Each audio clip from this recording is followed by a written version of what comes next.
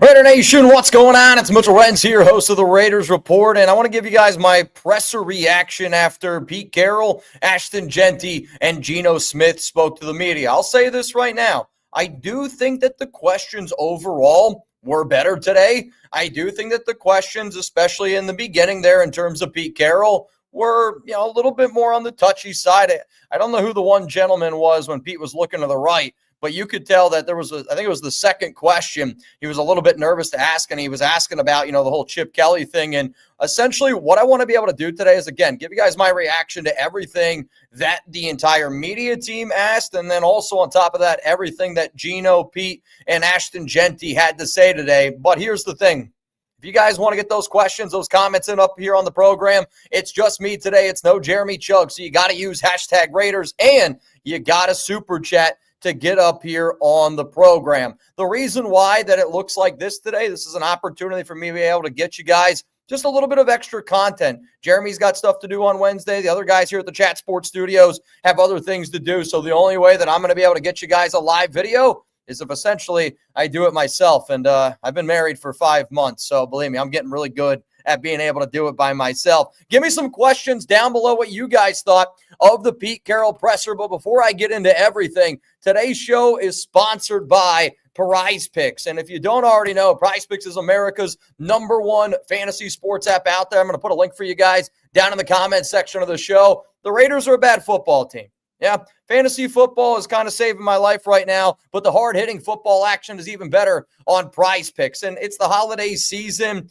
I find myself always sitting back here. I was literally on Thanksgiving. I was like, well, what the heck can I do? I got a Prize Picks lineup in for every single one of those Thanksgiving Day games. But Prize Picks, it's awesome to play. You can pick more, you pick less. It's really simple to do on at least 2 player stats to get it rolling. Javier says he's in the playoffs in his fantasy league. I'm in the Raiders Report League. I did make the playoffs. The other 2 leagues that I'm in, man, oh man, I am right on the bubble. And unfortunately, I think the league that I'm in with my wife, I don't think I'm going to make the playoffs in that one, and she's literally going to end up being the #1 seed. But on Prize Picks, how you play is up to you. Whether you want flexibility, you can choose a flex play, or if you want to go the power play. My guy, Weldonator, he sent me this lineup, and I hope Weldonator's here today. $5 lineup to pay $1,325. It's for Thursday night. I think it's going to be the lineup that we're going to show you all for Thursday night, but it's Dak Prescott more on the passing yards, George Pickens more on his receiving yards, Jamison Williams, Jared Goff rushing yards, which Jared Goff rush yards are 0.5 yards, Jahmyr Gibbs less than 76.5 rushing yards, than CeeDee Lamb. Look at this lineup from the Weldonator. It is absolutely insanity. But you know what I love about this? If you're telling me right now you're sitting there watching a game, especially a Raiders game, give yourself something to root for. Prize Picks is going to help you do that. So download the Prize Picks app today. Use code CLNS to be able to get $50 in lineups after you play your first $5 lineup. That's code CLNS to get $50 in lineups after you play your first $5 lineup. Prize Picks, it's good to be right. My first question that I got out there right now to the nation is this. Grade that presser that you just watched. If you didn't watch it, go back. Check it out. Pete Carroll spoke. Ashton Jeanty. You want to talk about enthusiasm. I don't know who commented. It was like all caps that I saw in the live chat when Jeanty started talking. And enthusiasm is a hell of a word when Jeanty's up there at the podium. And again, I love Jeanty. I think he is everything that is right in terms of the type of player that you want to be able to build around in terms of an organization. But you just got to put an offensive line around him. That's a whole nother conversation to be had. But I see some people saying it was horrible. Grade that Raiders press conference down below. I see Victor Lobos going to give it a B. Andy Forever says C. CJ Raider, we signed Rice's kid. Yes, I did actually put out a short probably just a few hours ago. The Raiders added Raiders added Hall of Fame wide receiver Jerry Rice's kid, Brendan Rice. He played at USC from 2022, 2023. He actually also had a pre-draft visit, and I want to say a combine visit as well, back in 2024 with the Las Vegas Raiders. Has been on some practice squads. He is going to wear number 82, but the reason why the Raiders decided to make that move, if you guys don't remember or if you didn't watch the show late last night, the Raiders made technically 3 roster moves. And the roster moves were they added Grady Vance Lance Jr. to the active roster, and then they also decided to move on from Jamin Davis, and they moved on from kicker Greg Joseph. Therefore, they had an open practice squad spot. Brendan Rice ends up getting that spot. Aon Rice signing from Raider Dom. Raider Dom, I saw you in the live chat, dude. Shout out to you. I hope that you know that the love is mutual. Sup with it, Brad says D-. I'll be real, right? Like, to me, if I got to sit up here on this show and I'm going to criticize Raiders beat reporters, and I'll say it again, shout out to all the Raiders beat reporters that reached out to me on Monday, because I was really ticked off after seeing that Pete Carroll presser. I think you were ticked off. I was ticked off. I think we were all pretty damn ticked off because the difficult questions weren't being asked. There were more difficult questions, I would say, to Pete. A bunch of softball questions, again, to Geno Smith, if I'm being 100% honest with all of y'all. But to me, I don't know how. And one of the beat reporters that I talked to on Monday said, we're not going to ask the obvious questions, and we're not going to ask the same question over and over.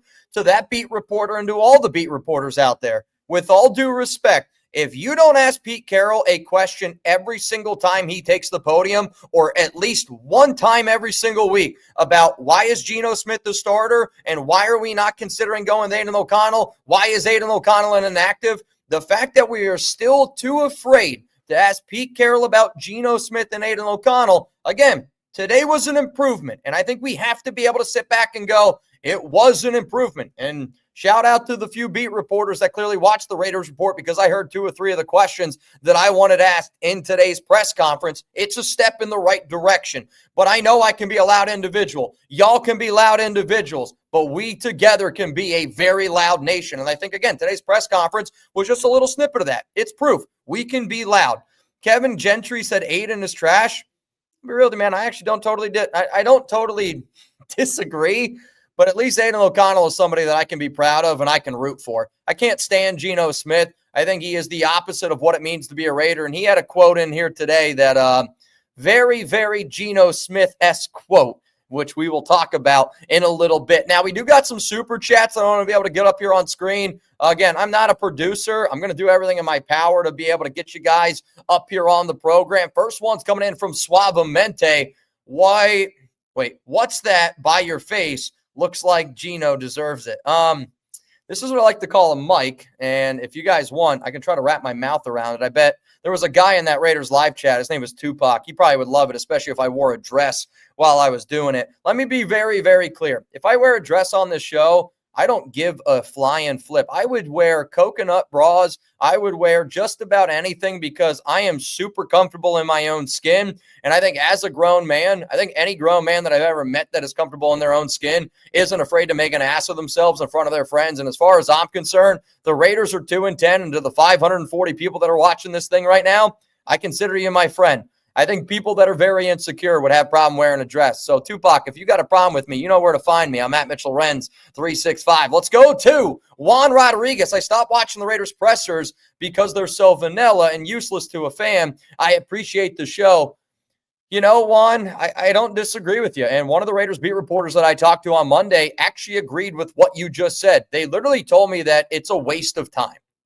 Think about that. Think about a Raiders reporter that's in that building. Now, he was not in the building on Monday when I criticized the beat reporters. However, though, the person that told me that was like, yeah, I kind of agree with you. You know, they are pretty vanilla. Now, they told me that they're vanilla and they don't ask certain questions because they want us fans to read their articles, to listen to their podcast, and I don't totally blame them. I understand the game that they're playing. I kind of play the same game here, right? I'm the host of the Raiders Report. I'm on YouTube. I want you guys to be able to see and hear what I have to say. But also at the same time, I do watch every press conference, right? Probably just like a lot of y'all watch every Raiders game because you're a fan and you want to be able to see change. And I do think that the only way that you can hoot and holler and act like an ass, and I know that I act like an ass on this show from time to time, but it's because I care. It's because I invest time. To me, that's commitment to excellence. And if I'm going to preach commitment to excellence, then guess what? I'm going to show up every single day. You got to have me on my deathbed for me not to be here. But I hear you loud and clear. And my biggest message to the beat reporters on Monday, they told me they were going to ask better questions.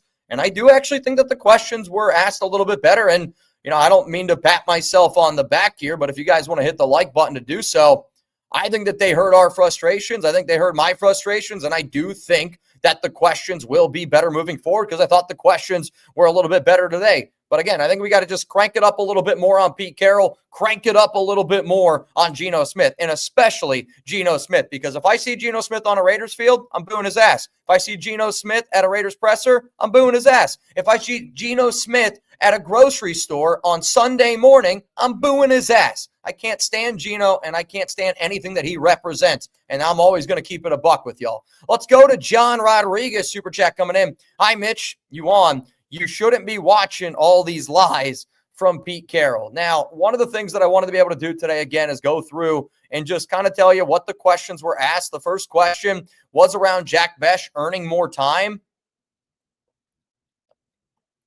And I know that Pete has said, and I feel like Pete's go-to is like, well, we want to get him more time. Like, we want to be able to get him more time, right? Like, it's kind of like when they were like, we want to be able to get Brock Bowers the ball more. You can get Brock Bowers the ball more, Pete. I promise you. You know, like, but I hear you, John, and I still know there is a lot of frustration from a lot of fans. But to me, I do think Jack Bech is going to get more opportunities. And to me, it's not so much just like we have to force Jack Bech to get those opportunities. But let's just say Jack Bech and Dante Thornton Jr. have to split, I don't know, let's say 50 reps, right? 50 snaps in a game. I think at this point in the season, and again, like this point in the what I have seen with my eyeballs, Jack Bech deserves a larger chunk of that pie. And yet it's still been, you know, much more on the Dante Thornton Jr. train over the past few weeks. I'll try to see if they have the snap counts yet for this past game, because I was looking for it the other day, and I don't remember if they ended up putting it out. Let me see. Oh, wait, there we go. Bear with me. All right, so for the wide receiver, so Jack Bech, he did play 56% of the snaps this past game against the Chargers. That was 27 snaps, and Dante Thornton Jr.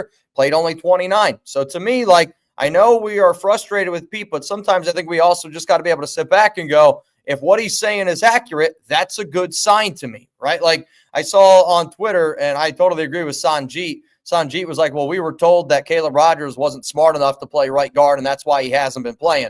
Caleb Rogers is clearly better than the guys that they were putting out there on the field. And I think the reason why they go with this guy's not smart enough, it's because it's probably the only thing that we can't prove.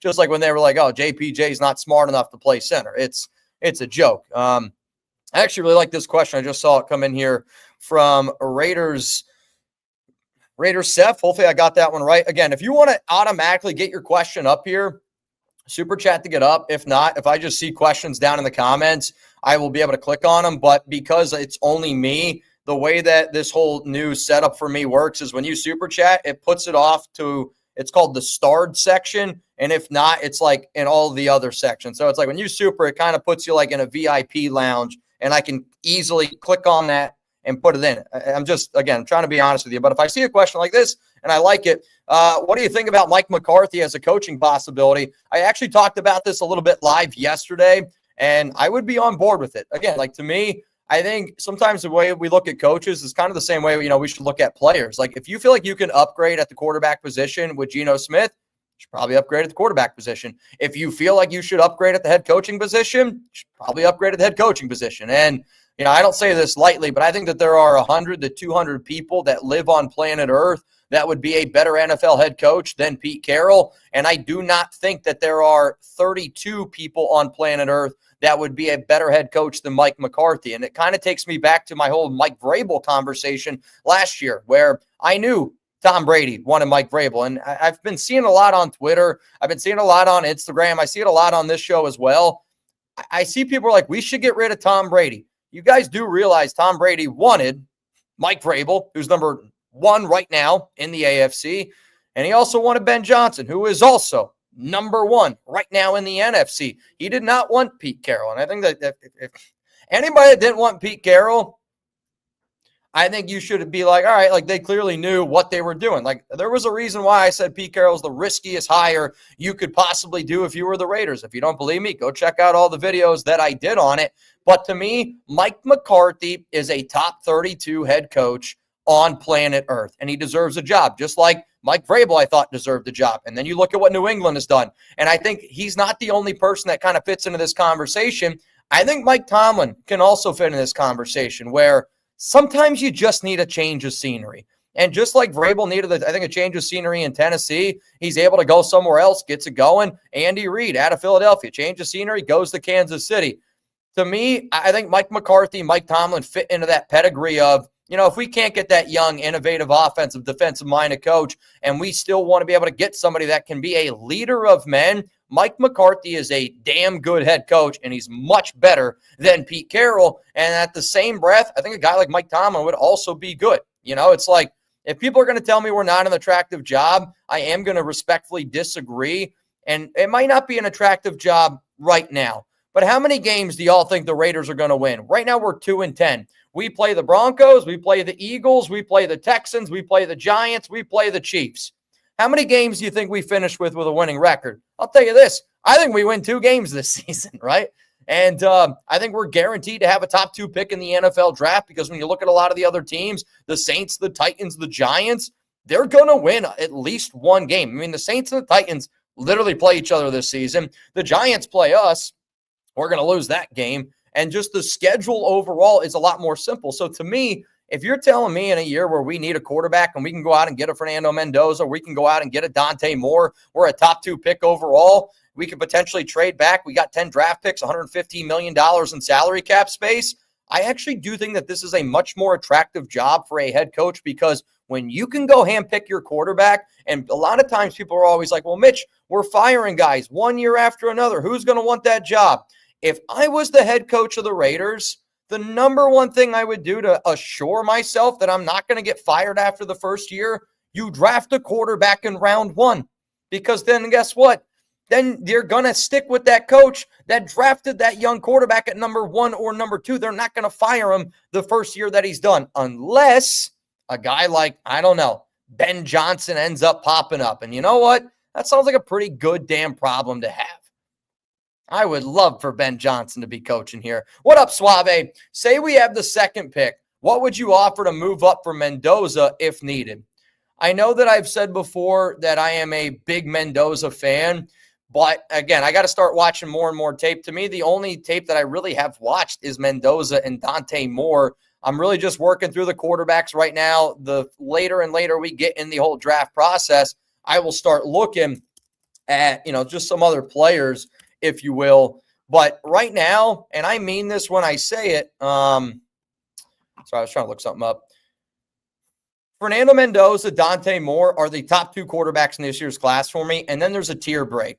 I know I'm a Mendoza fan, but I'm not going to give up the kitchen sink to go up and get him. And I only say that because we still have so many other holes on this roster. You know what I mean? Like, we need, again, like to me, I look at the Raiders roster and I think we need 10 to 11 starters this offseason. And if Mendoza's not your guy, if Dante Moore's not your guy, then I do actually think that you should be on the realm of, trade back to get more of those picks, because, we could get more offensive linemen, we can get more defensive linemen, we could get an extra safety, a cornerback, a linebacker, an extra wide receiver, probably a multiple offensive lineman. Like, we need a lot of pieces out there. But I'm going to be real with you. If we're at number 2, I'm not trading up to number 1. Yeah, I'm not going to do it, because I think what you would have to give up would really freak people out, in all honesty.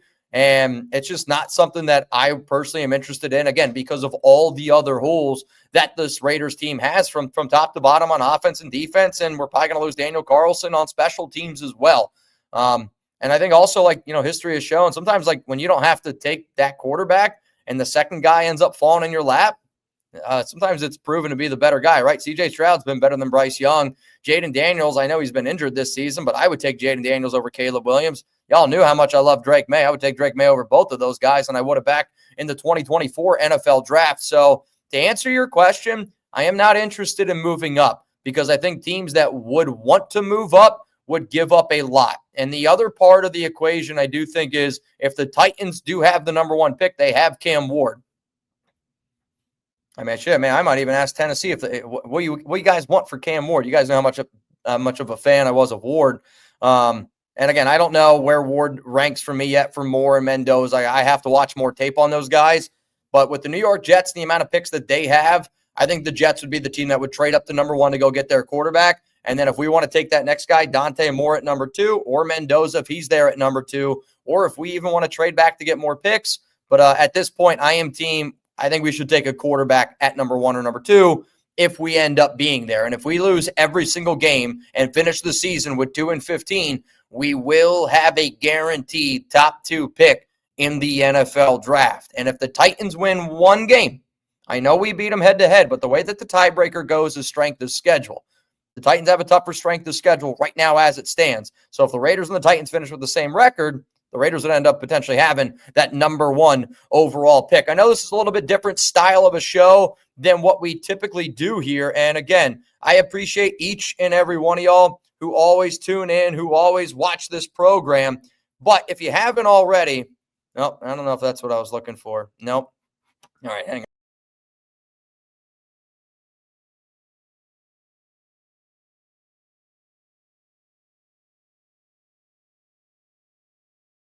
And we're back. All right. I was going to try to tell y'all to hit that subscribe button, but Jeremy, come back to me. We're going to work with some different things here. I hope you guys can bear with me. There is a button on here that shows like subscribe. If you like these types of shows, hit that subscribe button. If you never want me to be alone on a program again, make sure you hit that subscribe button because that'll tell Jeremy that he needs to come back to me. But no, in all honesty, I like being able to do these shows because that actually gives Jeremy a chance to make more other types of content here at Chat Sports and allow a lot of our other producers to make some content as well. Hopefully I'll figure it out. We'll figure it out. All right, let's keep the questions rolling in here, though. I do want to just do a quick little research here. That's just not it at all. I'm looking. You guys having a good day so far overall? I hope so.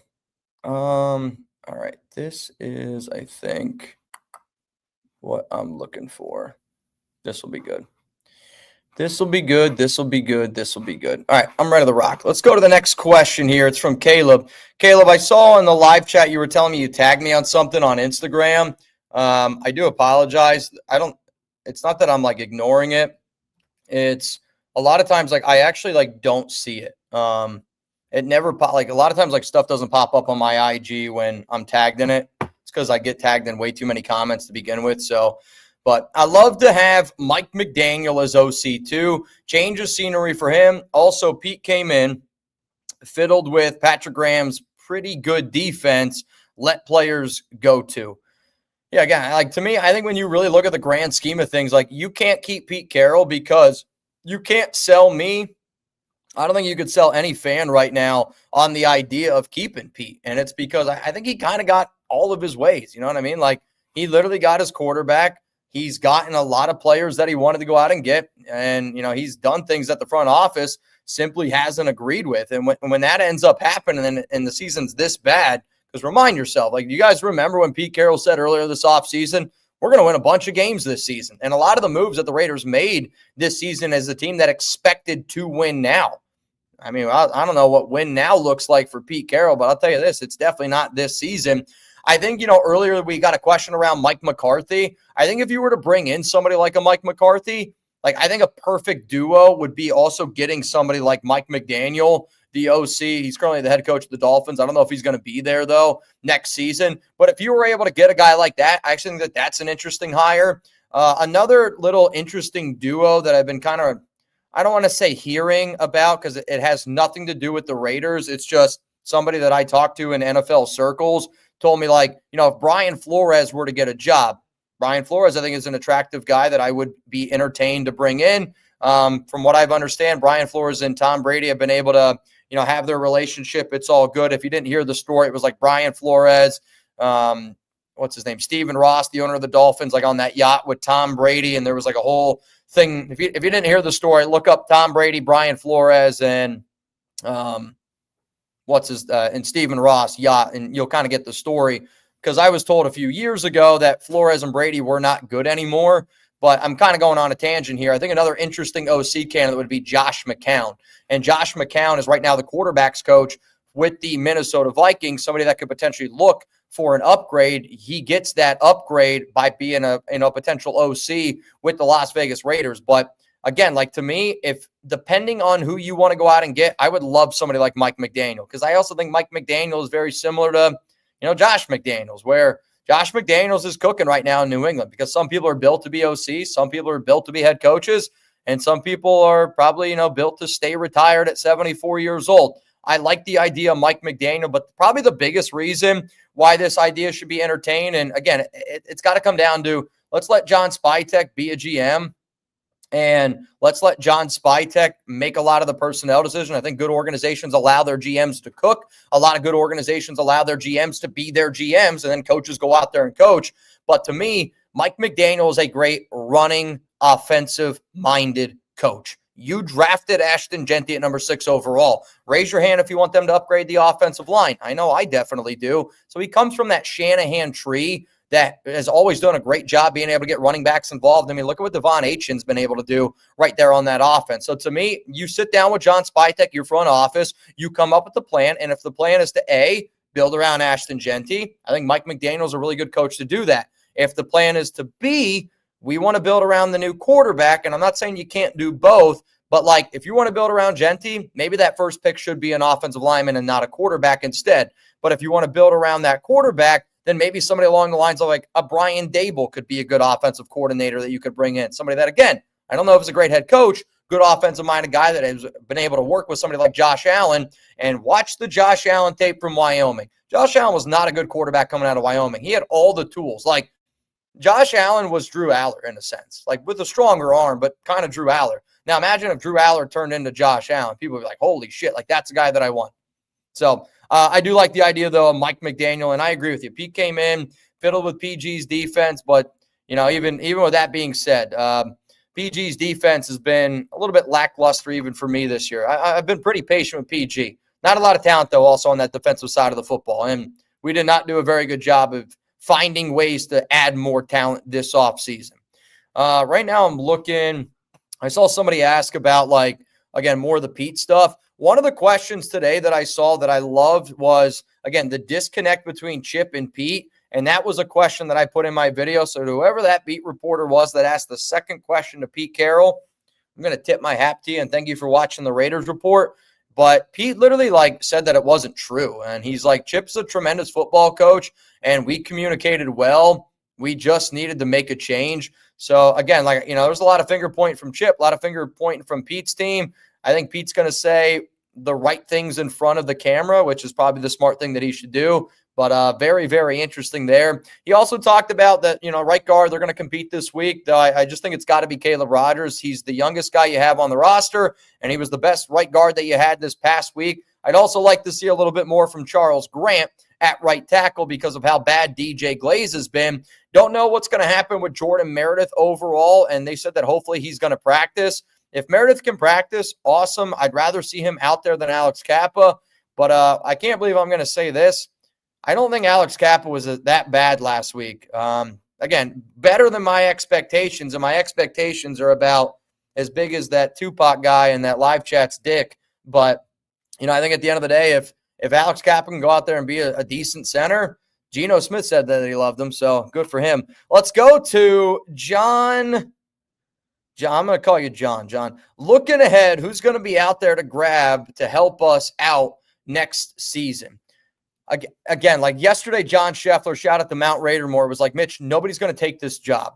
There are only 32 opening head coaching jobs, and they don't always open up every time. Like, sure, you're going to have a guy like a Ben Johnson who's going to be like, you know what, 2024, I'm going to stay with the Detroit Lions. I'm going to wait for a better opportunity, and that might end up happening. But there are a lot of coaches that, if given the opportunity, they're going to jump at the opportunity to be a head coach of a football team. And to me, if I believed in myself as a coach, and I understand that the Raiders have been a dumpster fire organization for 23 years. I mean, there's a reason why we haven't won a playoff game. There's a reason why we have 2 playoff appearances. One playoff appearance and only 2 winning seasons since, past 23 years. It's been really, really bad. Also, remember Dante Thornton Jr. this past week? He was dealing with a concussion. He's not practicing today. He's not dressed. So hopefully he's okay, because unfortunately when he got that concussion on Sunday was actually his birthday. But I actually forget where I was leading. Oh, who's going to help us next offseason? I do actually think if I was a confident coach myself, this would be an attractive job. Because again, in my mind, we're going to have a top 2 pick. We're going to have 10 draft picks overall. We're going to have $115 million in salary cap space. So because we're going to have all that, I think it's an attractive job because you also get to work with Tom Brady. And whether you like Tom Brady or not, whether you remember the Tuck rule or not, I think if you were to put 100 people into a room, and I mean 100 football minds, 100 young, innovative coaches, you're telling me they wouldn't want to be able to work hand-to-hand with Tom Brady? And again, you can hate Tom Brady all you want. Tom Brady wanted Mike Vrabel. Tom Brady wanted Ben Johnson. And I think if we would have had Mike Vrabel, if we had Ben Johnson, I don't know if we'd be number 1 in the AFC, but I think we'd be a lot better than what we are right now. I'll guarantee you that. Let's go to John Rodriguez again. We got 2 more super chats to get to. And again, I'm going to put the supers up here first because they're a lot easier for me to be able to look at and to be able to manage. Mitch, it doesn't matter what questions are asked. Pete Carroll is always going to do what he wants. You're not wrong. I mean, there's like that stubbornness of this coaching staff, and I agree with you, right? Like when asked, again, whoever was the person, when Pete looked to his right, that person definitely watches this show, and I don't know who that person was, but again, I will salute you over and over and over again. But it was like, Brock only had 4 targets. It was like the lowest amount of targets he's ever had in a game, which not really true. Because, there was a game this year where he only had 3 targets after a great performance against the Broncos. Was it against the Broncos or against the Jags? I don't remember. I think he only had, it was 3 targets, 1 catch. I think that was against Denver. It was like that 32-yarder. But again, like Pete essentially said, we want to get Brock at least 10 targets. We want to be able to get him the football a little bit more. But I think also what you're saying here is the stubbornness of Pete Carroll, the stubbornness of Chip Kelly, the stubbornness of a guy like Brennan Carroll, where why is the question, like, again, I'll keep going back to it. Will JPJ play center? Absolutely not. That's stubbornness. Like no good coach, no good father, no good. That's probably not the right way. I should have said that. So I take that back, Pete. But somebody who's trying to be a leader of men, like imagine your sergeant to say absolutely not to an idea that you really haven't given full attention to, but it's only because in your mind you've already made up that it can't work. Like for you to say absolutely not to it, again, like shame on you. But that's happened over and over and over again. And when you look at this Raiders team from top to bottom, offense, defense, special teams, you can tell that there's a lot of stubbornness in there. And I know that it rubs players the wrong way. I know it rubs agents the wrong way. I'll tell you that right now.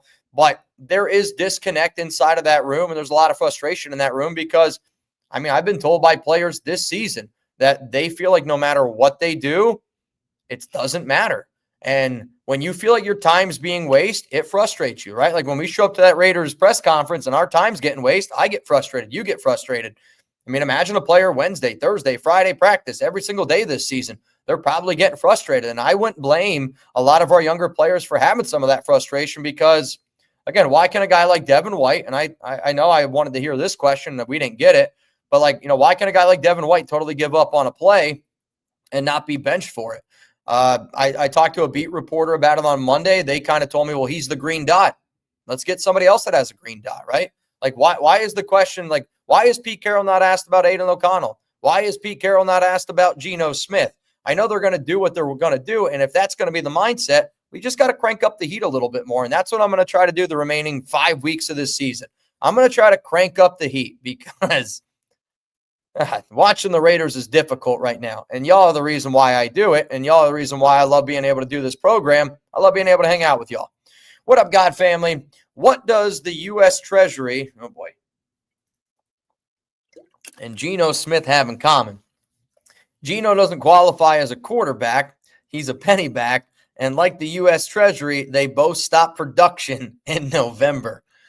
I'm not going to lie to you. I have not heard that. That's hilarious. It literally costs more to make a penny than what the penny's worth. So that definitely makes sense of why they would do it. I'm not gonna lie, that's a pretty good one right there. But at the same time, though, it's like, Geno hasn't produced for a long time, right? And I know the beat reporter that I talked to, I don't want to say got angry or frustrated. That's not the right word, but he was definitely giving me eye rolls, and I don't blame him. But I said, like, every week you should ask Pete Carroll about Geno Smith. Every week you should ask, why is Aiden O'Connell inactive? And, they kind of fired back, well, we already know the answer. I don't give a shit. Make him say it. Make him say it every single week, because I don't know if Pete Carroll knows that we want to see a different quarterback, or I don't know if Pete really truly understands that, like, we are really that fed up with Geno Smith. The only way that he's going to know is if it's brought to his attention, because I think Pete's a lot like a lot of other 74-year-olds. They're in their own bubble. They're doing their own thing. And Pete is showing you that he's just locked in, right? Like, they put those blinders on those horses for a reason, so they run straight. Pete's got some hell of blinders on him right now. 74-year-old blinders. Though, and this is why I hate ripping on Pete. He's a funny guy, because there was a part in the press conference today, like they said something about, Bo Nix essentially really struggles against zone. And this season, Bo Nix is like the 32nd best quarterback against zone, and it's like the 37th best. There's actually, I sent this to our Broncos guy because I was like, Bo Nix stinks. Give me a second here. I'll be able to pull it up. So the Raiders lead the NFL in zone coverage. They play zone 84% of the time. It's 5 more than the nearest team. Shout out to, his name's at NFL_T-Strack on Twitter. This is Bo Nix versus the zone this season. 32nd in QBR among quarterbacks with 50-plus attempts. 37th in yards per attempt. 7 touchdowns, 6 interceptions. 7th in scramble rate with 157 yards. So you look at that last game that the Raiders played on Thursday Night Football against Bo Nix, 10-7 ball game. And Bo really struggled because, again, he's struggles against zone. He does a lot better in man. That's because he doesn't, I don't really think, still understand how to read defenses properly. But because of Sean Payton, and Sean Payton's a great coach, he puts him in the best positions to succeed. It's what good coaches do. But Pete made a joke like, Bo Nix really struggles against zone. We'll probably play more man. I'm telling you this right now, and it's going to be something that I look at. The Raiders play zone 84% of the time on average. So if you knew that Bo Nix was that bad against the zone, would you play more zone or would you play less zone?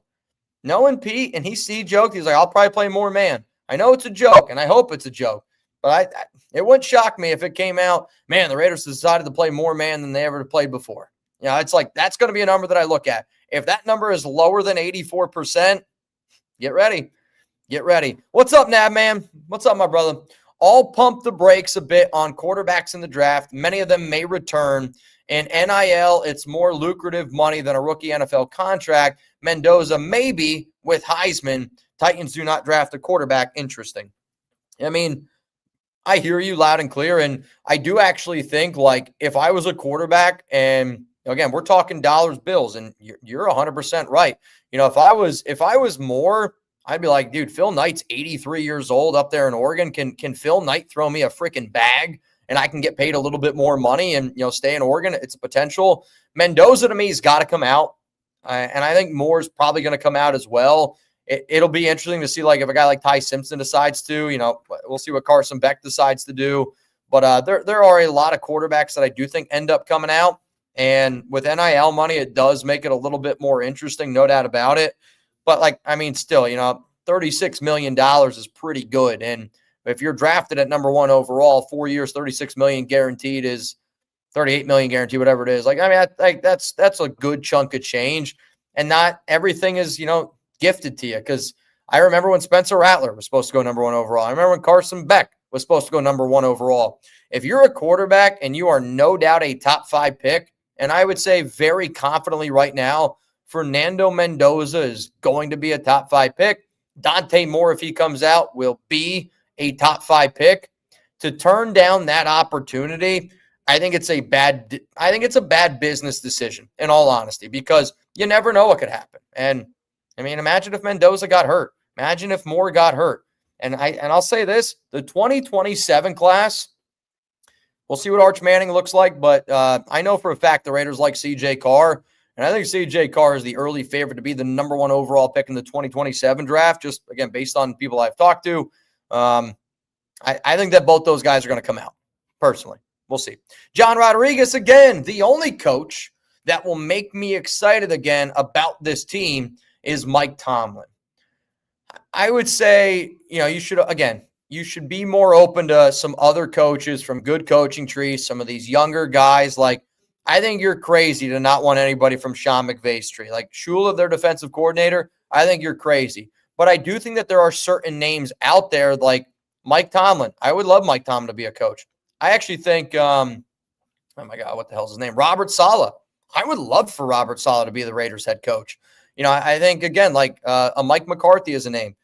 And even though Mike Tomlin hasn't won a playoff game since 2016, he's also never had a losing season in 18 years. And again, sometimes it could just be a change of scenery is needed. But for a team that needs a culture change, Mike Tomlin instantly walks into that room and he changes that culture. It's just, who else does Mike decide to bring in? And that's the concerning part. Like, if I was in the room with John Spytek, and if I was in the room with whoever the hiring committee is, right, with Pete or with Tom Brady, better not be Pete Carroll, I'll tell you that right now.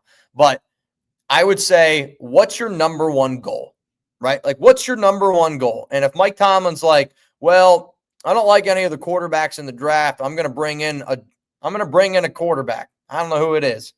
I'm going to look at Mike and be like, that's the wrong answer, Mike. I'm sorry. You're no longer in the running to be the next Raiders head coach, because I think for this organization, you have to draft a young quarterback. Like, you just got to do it. Whether you like it or not, you got to draft a young quarterback, because there's no way in hell you can bring back Geno Smith. I know Geno Smith said today that, quote, I have a bright future, that's for sure. Geno, with all due respect, again, you could shove it right up there, but I know that Geno Smith doesn't want to return to the Raiders. I know that for a fact. I know that he doesn't, and I don't even think saying that is acting like I know something that nobody else doesn't. Like, you can tell in body language. Like, body language to me as a man, like man to man, I think a grown man tells me everything that they need to tell me with body language, way more with words. I'm a big eye contact person. I'm a big, like, I feel like I can read what you're saying. But Geno Smith right now is doing a great act of, when he's up there at the podium, he talks about leading. And, I can't be the only one. And when I hear Geno Smith talking about leading, and I even saw Nabman in the live chat. I don't remember what Nabman said, but, like, I wouldn't allow Geno Smith to lead a line at recess. I wouldn't let him do it. Like, I don't know. Follow the leader. I wouldn't let a bunch of 5, 6, 7. I would not let him do it, right? Like, there's a reason why Geno Smith is a bad leader, and it's the body language. It's, you look at a lot of quarterbacks, these great quarterbacks, when something bad happens, they're over there with their offensive linemen, their running backs, their wide receivers, they're studying the tablet. All I ever see Geno Smith doing is just sitting over there on the bench, and he pouts. I mean, that's body language of, I don't give a flying flip. And again, you could say all the right things, you can do what you want, but the body language that Geno Smith has showed me this season is he doesn't give a flying flip. And that's the truth. But back to Mike Tomlin, I am on board with bringing in Mike Tomlin. And again, to me, it's the Mike Vrabel type of hire. I get that he might be going in a different direction. And some people are like, well, you have to trade for him. I'm pretty confident that Mike Tomlin is going to step down as the head coach, or they're going to mutually part ways in Pittsburgh. And when you hear a guy like Ben Roethlisberger, right? Ben Roethlisberger won a Super Bowl with Mike Tomlin, him, and I believe it was James Harrison. I know for a fact it was Roethlisberger. I want to say it was James Harrison. Two guys that are very well respected in that Pittsburgh Steelers organization, and two guys that are very well respected with Mike Tomlin, very close to him. And they both said on a show in the past 24 hours that they believe that both Mike Tomlin and the Pittsburgh Steelers should mutually part ways, right? Like, there's so many rumblings right now that Mike's going to be a free agent. And if Mike Tomlin's a free agent, you have the opportunity to get him. I think you are foolish to not at least bring him in the room and interview him.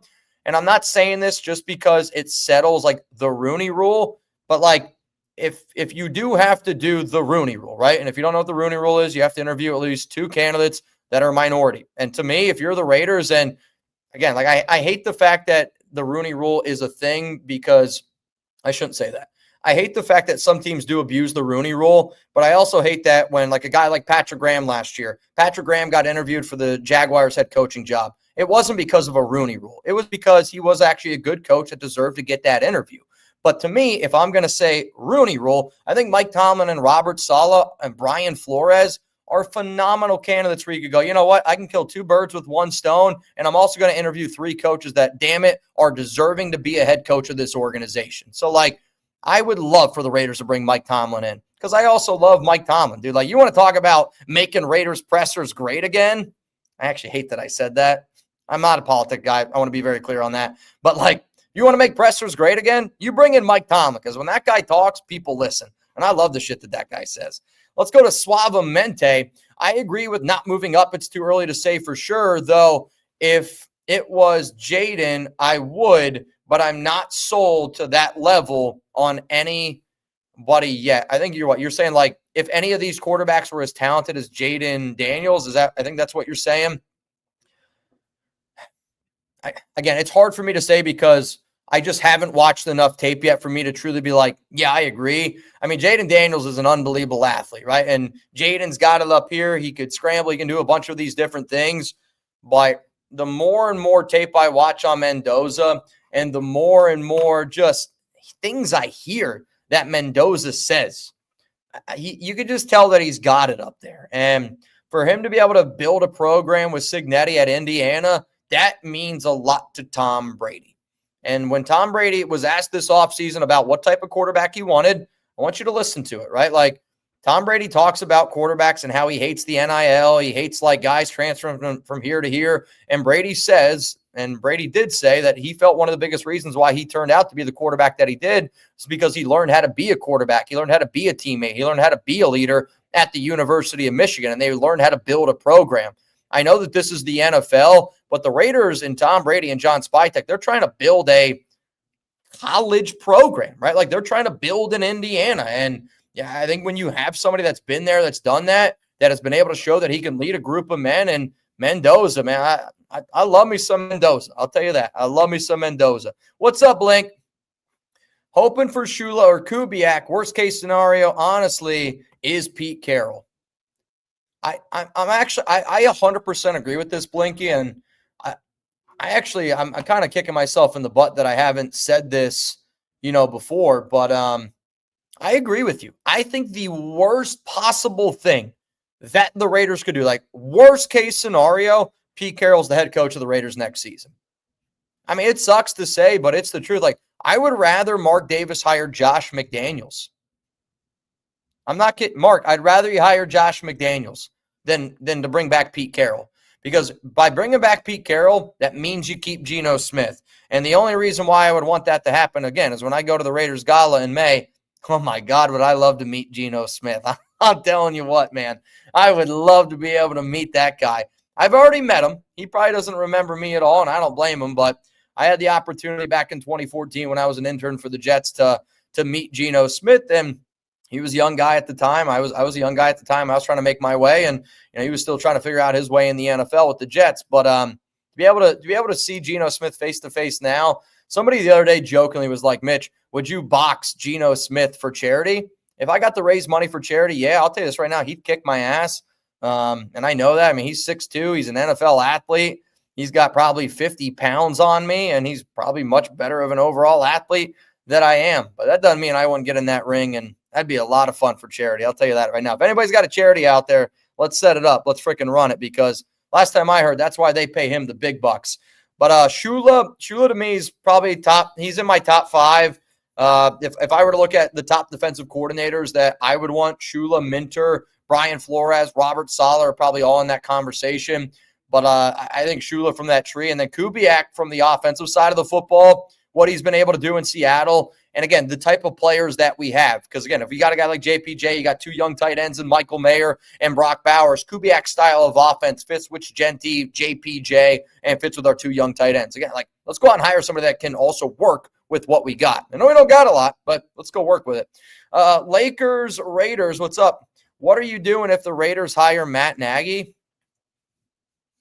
I'd be pissed. I'll tell you that. Because again, like, there are so many other better candidates out there than Matt Nagy. But I would say Matt Nagy would be an upgrade over Pete Carroll. And if you laugh at that statement, I would just encourage you to look at the Las Vegas Raiders in the year 2025. Again, I'm not comparing resumes all time. I'm comparing resumes right now. And like, I had this conversation the other day with Pete of like, why would you move on from Pete Carroll? And I gave the example of the Mike Tyson fight with Jake Paul, right? People that want to keep Pete Carroll around are the same people that want Mike Tyson to keep fighting. Nobody wants to see Mike Tyson keep fighting. And when I watched that fight against Jake Paul, I was like, I was concerned for Mike. It's like, Just because you were great at one time doesn't mean you're still good now. And to me, Pete Carroll, when he goes out there, it reminds me a lot of that Jake Paul and Mike Tyson fight. Can't wait till it's over. Can't wait to turn it off. And you just really hope that Mike doesn't die out there on the ring. And it's the God honest truth. But Matt Nagy would be a disaster. Again, Matt Nagy is, I think, somebody that can be a good coordinator. He would be a disaster as a head coach. He was a disaster as a head coach. I forgive Geno Smith and Pete Carroll. Time to move on. Sir Chai, then you're a lot better than me because I am not even close, and I will never, ever, ever, ever, ever, ever, ever forgive Geno Smith. Let's go from both of them. Spytek better, draft better in 2026. The Raiders better allow John Spytek to draft in 2026. I'll leave it like that. Let's go to Ryan Campbell. I was a 0.2% watcher of the channel this year. Raider Nation for life. Yeah, I've been seeing a lot of people post like on social media, like their top channels on YouTube. If I'm like a channel that pops up for you, like, oh, like I watched a lot this past year of Raider Sport content, please, like, don't be afraid to share it to me. Tweet at me. My only ask is, and I just say this because I've had a few people tweet, me with other Raiders content creators. There's just certain other Raiders content creators that I will not associate myself with. And, that's just from their politicking and, their childish behavior. I'll leave it as that. There's obviously guys that I have great relationships with. And I don't want somebody who took time out of their day to, tag me in something to be like, hey, Mitch, I watch your show all the time. And I had somebody earlier today. It was like, I watched 126 of your videos this year. That's unbelievable to me, right? Like the fact that somebody wanted to watch 126 videos of me is one of the most humbling things out there because there's nothing more valuable in life than time. That's why I got mad at the Pete Carroll presser. You were wasting my time. So like, if that's the case, just tag me in it. I'll share it. And, I'd love to be able to share it. I just don't want to miss that opportunity because you tag somebody that I don't like or doesn't like me or I don't respect as a person. And I'll leave it like that because I've helped out a lot of people in this industry. So when people give me the Geno Smith bird, yeah, I'm going to be that type of person. You could say it's petty, but to me, again, like there's levels to all things. And I don't think I'm a petty person, but when you make me petty, I can be pretty petty. Ask my wife. I can be a great Karen on the phone when I need to be. Taino said, seen every video since 2020. Wow. I mean, that's wild, dude. That's freaking wild, dude. If you got the proof of it, Taino, I know you're a real one. I know a bunch of y'all watch every single video that I drop here. I mean, Taino literally gave me the belt. We got the Chugs boot, the unbelievable jersey, which Taino, we were talking to my boss the other day about like, not changing up like what the studio looks like, but adding more like cool things to the studio. And since the jersey with all the patches that you gave me is just way too big for me, we're probably going to put it in like a case and hang it on a wall because I want to be able to turn my studio here into a little bit more of like a man cave. I just been kind of waiting on a few other things that I don't know if are going to end up happening. That's a whole nother conversation, neither here nor there. But we're going to be using a lot of the stuff that you've saved for us there. Jesse said, I get to 97% of them. Is that like accurate? Like that's like literally like what they said? Because again, if somebody could show me a screenshot that they've watched 100% of every video that I did this upcoming year, I don't know what I would do, but I will find something to do for those people because that's mind-blowing. Yep. Wild, wild, wild. What up, Dodge? Check the record. Pete Carroll, everywhere he has been, he never had to answer to anyone. That's why he has no accountability. Damn shame. Again, I don't want to say Pete's got no accountability. I just think Pete's getting up there at that age where, again, like I love my dad. He's 66 years old. He's my best friend. The older and older he gets, not that I like it's I don't want to say it's like the less he cares about stuff, but there are certain things that he just doesn't care about anymore, right? Like I love my grandfather, RIP, but the older and older he got, it's just like the window of things he cared about got small. Dude, I'm 30. I'm about to be 33. I'm the same way. Like the amount of things that I really put a lot of attention to and care about, it gets smaller. And I think it's more just like a man thing. Like I just think Pete Carroll is 74 years old and he looks like He's just 74, and this team looks like a team that's been coached by a 74-year-old guy. I mean, we're just missing stuff way too much because, back in the day, I do think Pete showed accountability. And I do think Pete showed a lot of good, intangibles of what it takes to be a good head coach. But that's not the guy we have right now. If I could get Pete Carroll back in the USC days and I could get the Pete Carroll back in the Legion of Boom days, I would love that. He's just not that guy, and he hasn't been that guy the last 2 times that he's been given the keys to the car. And it's been bad, man. Let's just keep it real. It's been really, really bad. Also, Jordan Meredith did return to practice today, so we'll see if he's able to play this week. And I don't know. I actually think they're going to roll with Alex Kappa again at center, which will be very interesting. Let's go to Raider Rick. We can build a bully offensive line this offseason with free agency and the draft, but I do not trust the Carroll to develop them. They got to go. And I could not agree with you more, right? I don't know how anybody out there could possibly trust, right? How could you possibly trust Pete Carroll and this regime to do anything? I mean, look at it again. People want to say oh, it's a bad year, but I also look at player regression as a big thing of coaching. And a lot of our players have got significantly worse this season. And I think they've gotten significantly worse because the coaching's been so bad. And, the other part of the whole, we need a new offensive line. If you keep Pete, they're going to keep Brennan. And, I don't want to keep Brennan. I'd rather have Brennan from Step Brothers. I'd rather our head coach, I'd rather our offensive line coach call me Dragon, right? I don't want Brennan Carroll running the operation for our offensive line.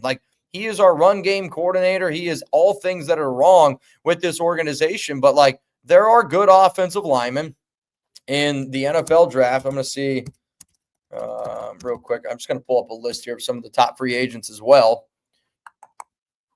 You look at some of these top free agents as well. Let me go to, you got Brendan Smith, offensive tackle. I'm trying to go to, I see what it does. I remember top interior offensive line was Tyler Lindenbaum. I mean, that's somebody that's going to be interesting. We need to be able to build in the trenches more effectively. I'm just trying to see some other names. Rasheed Walker, offensive tackle. I think we need more of an interior offensive lineman than an offensive tackle, me personally. We do have money to be able to upgrade at those positions, and we should really, really try to upgrade at those positions. But from, offensive tackle, interior offensive lineman standpoint, there are good players in this year's draft and free agency. And again, you're crazy if you trust Pete and you trust his kid to build the offensive line. You are clinically insane. What up, D'Angelo? Yo, Mitch, check DMs. I sent you my screenshot. D'Lo at Martinez 14. All right. Let me see here. Though Taino texted me. Yeah, Taino, there's a thing on YouTube. I'll show you what this picture is. Let me see here if my guy D'Lo did it. D'Lo, I'm going to look it up. _ Martinez 14. All right. Hang on here, D'Lo.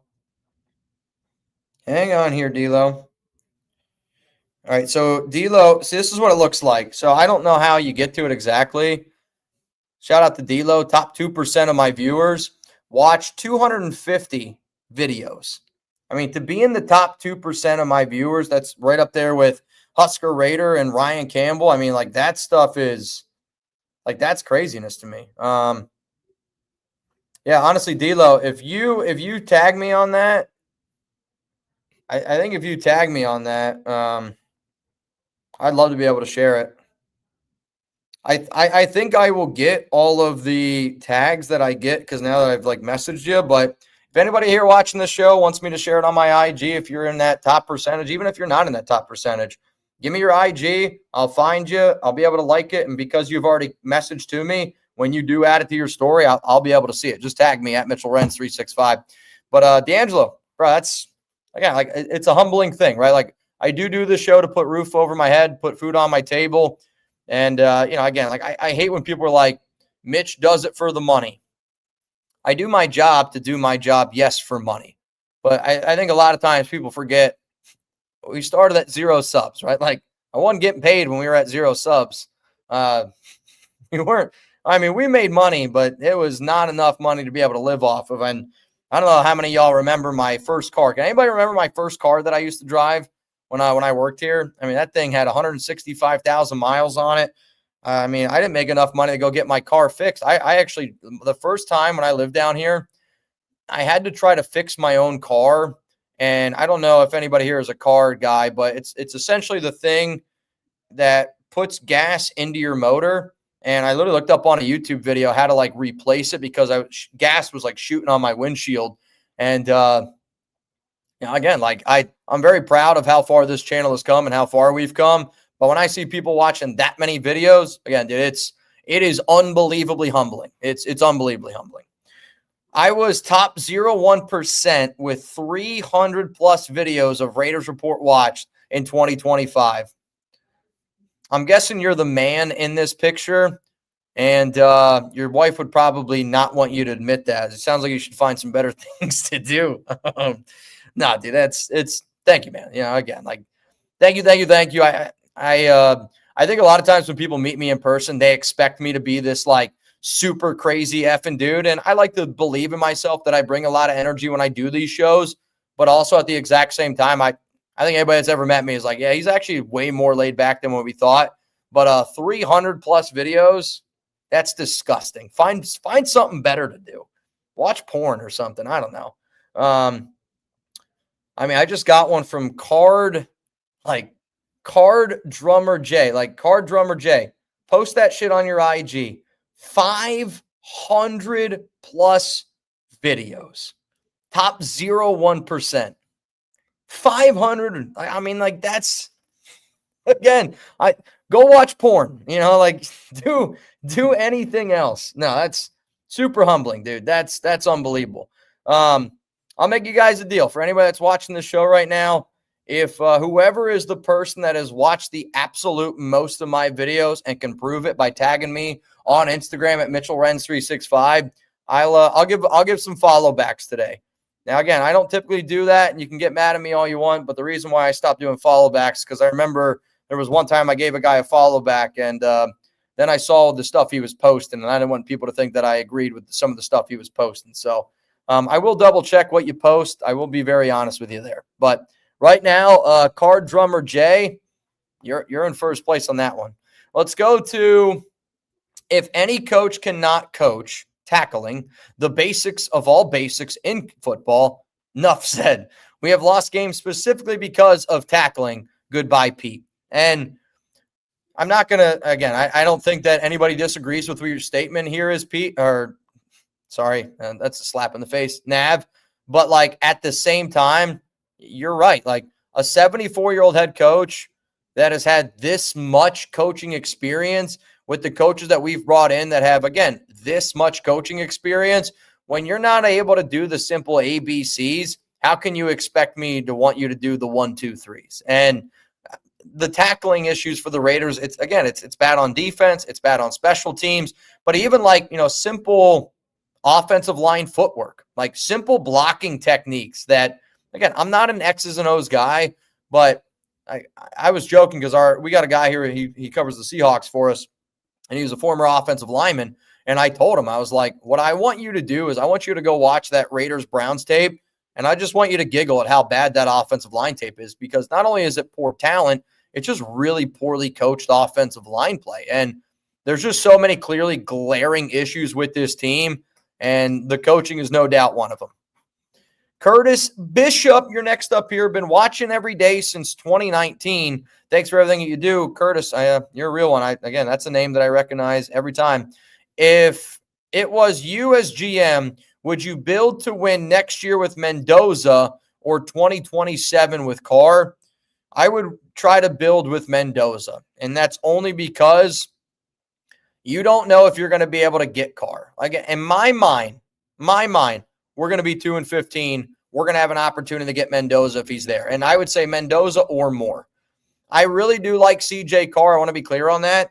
But the only way you're going to get CJ Carr is if you have the number 1 overall pick in the NFL draft, which that tells me that you're probably going to keep Pete Carroll. That also tells me that, you're wasting another year. And I think if you do the plan like you're suggesting with Carr in 2027, Max Crosby, I don't know if is a part of this regime again. Because, like, if I'm Max, that means you're 4-13 the year before. Again, we'll say I think we're going to be 2-15, and I think you'd have to be about 2-15 bad again. The way that Max structured his contract, I mean, Max is long, long gone then, again, in my opinion. So I would say you build to win right now, and you can win right now. Again, if you can go out and get that quarterback, you got salary cap space, you got draft picks. It's not going to be an overnight fix, but I also know, like, when you have that right quarterback, it's an attractive job. And I do think Mendoza is an attractive enough of a player where he's going to want to be able to get good coaches. And, you could even sit here and go, I mean, it could be a Ben Johnson situation where I get Ben Johnson wasn't the guy that drafted Caleb Williams, but a lot of times people are like, oh, Mitch, Ben Johnson didn't want to work for the Raiders. I think it really just came down to as simple as Ben Johnson looked at the quarterback situation and said, I'm going to go with the better quarterback. I think Mike Vrabel looked at the quarterback situation and said, I'm going to go with the better quarterback. We haven't had a quarterback. We've had nothing to sell from a quarterback standpoint. And because we win meaningless games, we're picking 6, we're picking 7. And it's hard to get your guy without giving up a bunch of draft capital. So I like this question a lot. I'm going to go with win now in Mendoza because mentally I can't do another year like this. Look at me. I feel like I look 40 years old. I watched 217 of your videos.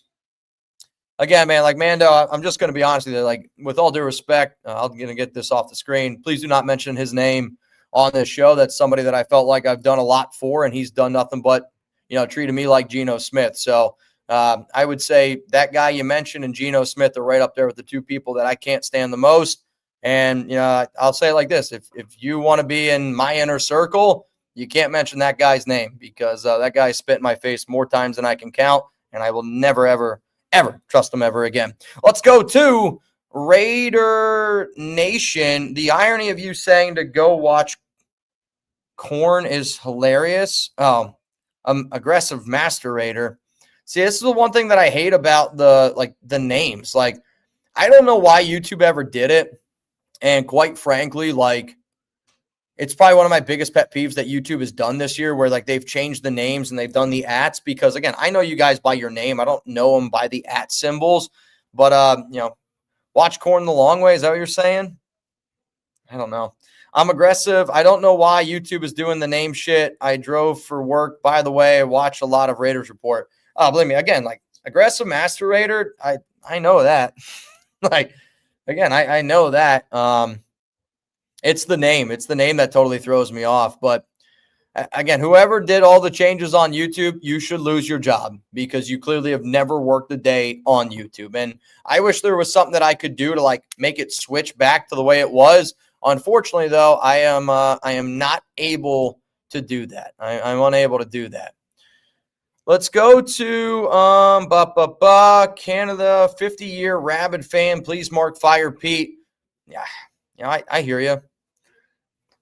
Blue Richard says, I changed mine back. Like, honestly, the easiest way for me to be able to see you guys is if you did change your name. Just change your name to, like, your name. Like, it's how I would recognize it. And, like, now that I know it's Blue, I also know Blue's profile picture, so that's a lot easier. The King Snake, you can't find it. Hey, I'm sorry, man. I'm sorry. All right, so I believe we're all caught up on all of the super chats as it stands right now. Again, I wanted to be able to do this live show, and this live show is operated and presented by Prize Picks, and I love Prize Picks. I think you guys, anybody that's ever used Prize Picks that I've met has really enjoyed it as well. I am doing a special challenge out there. If you tag me on Instagram at MitchellRens365, that whoever has the most videos watched, top percent, I'll give you a follow back on IG.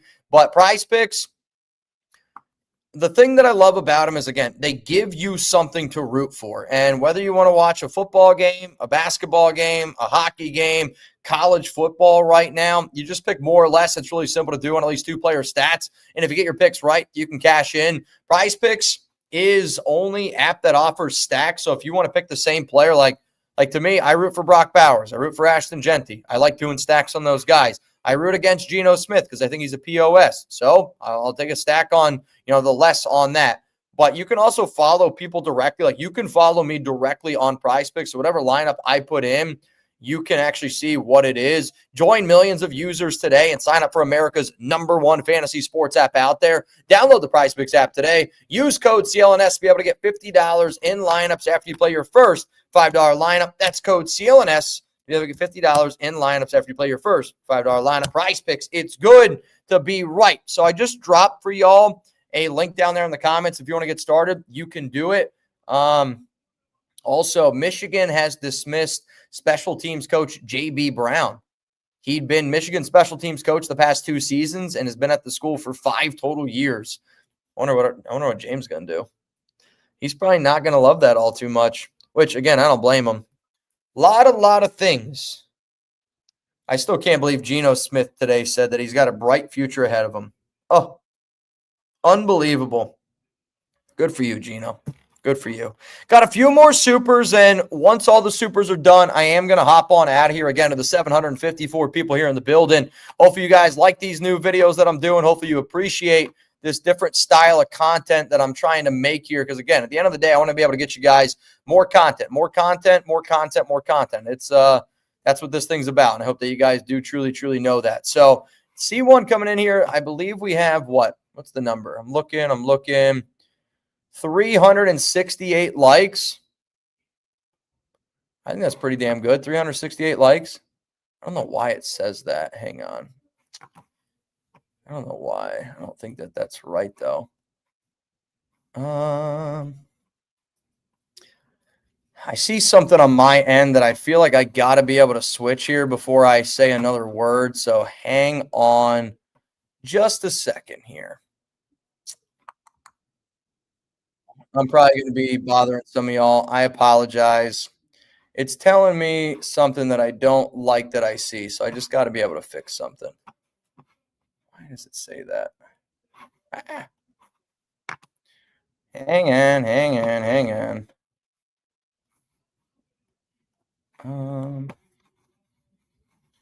I guess I'm going to have to figure it out later. I don't know why it says that.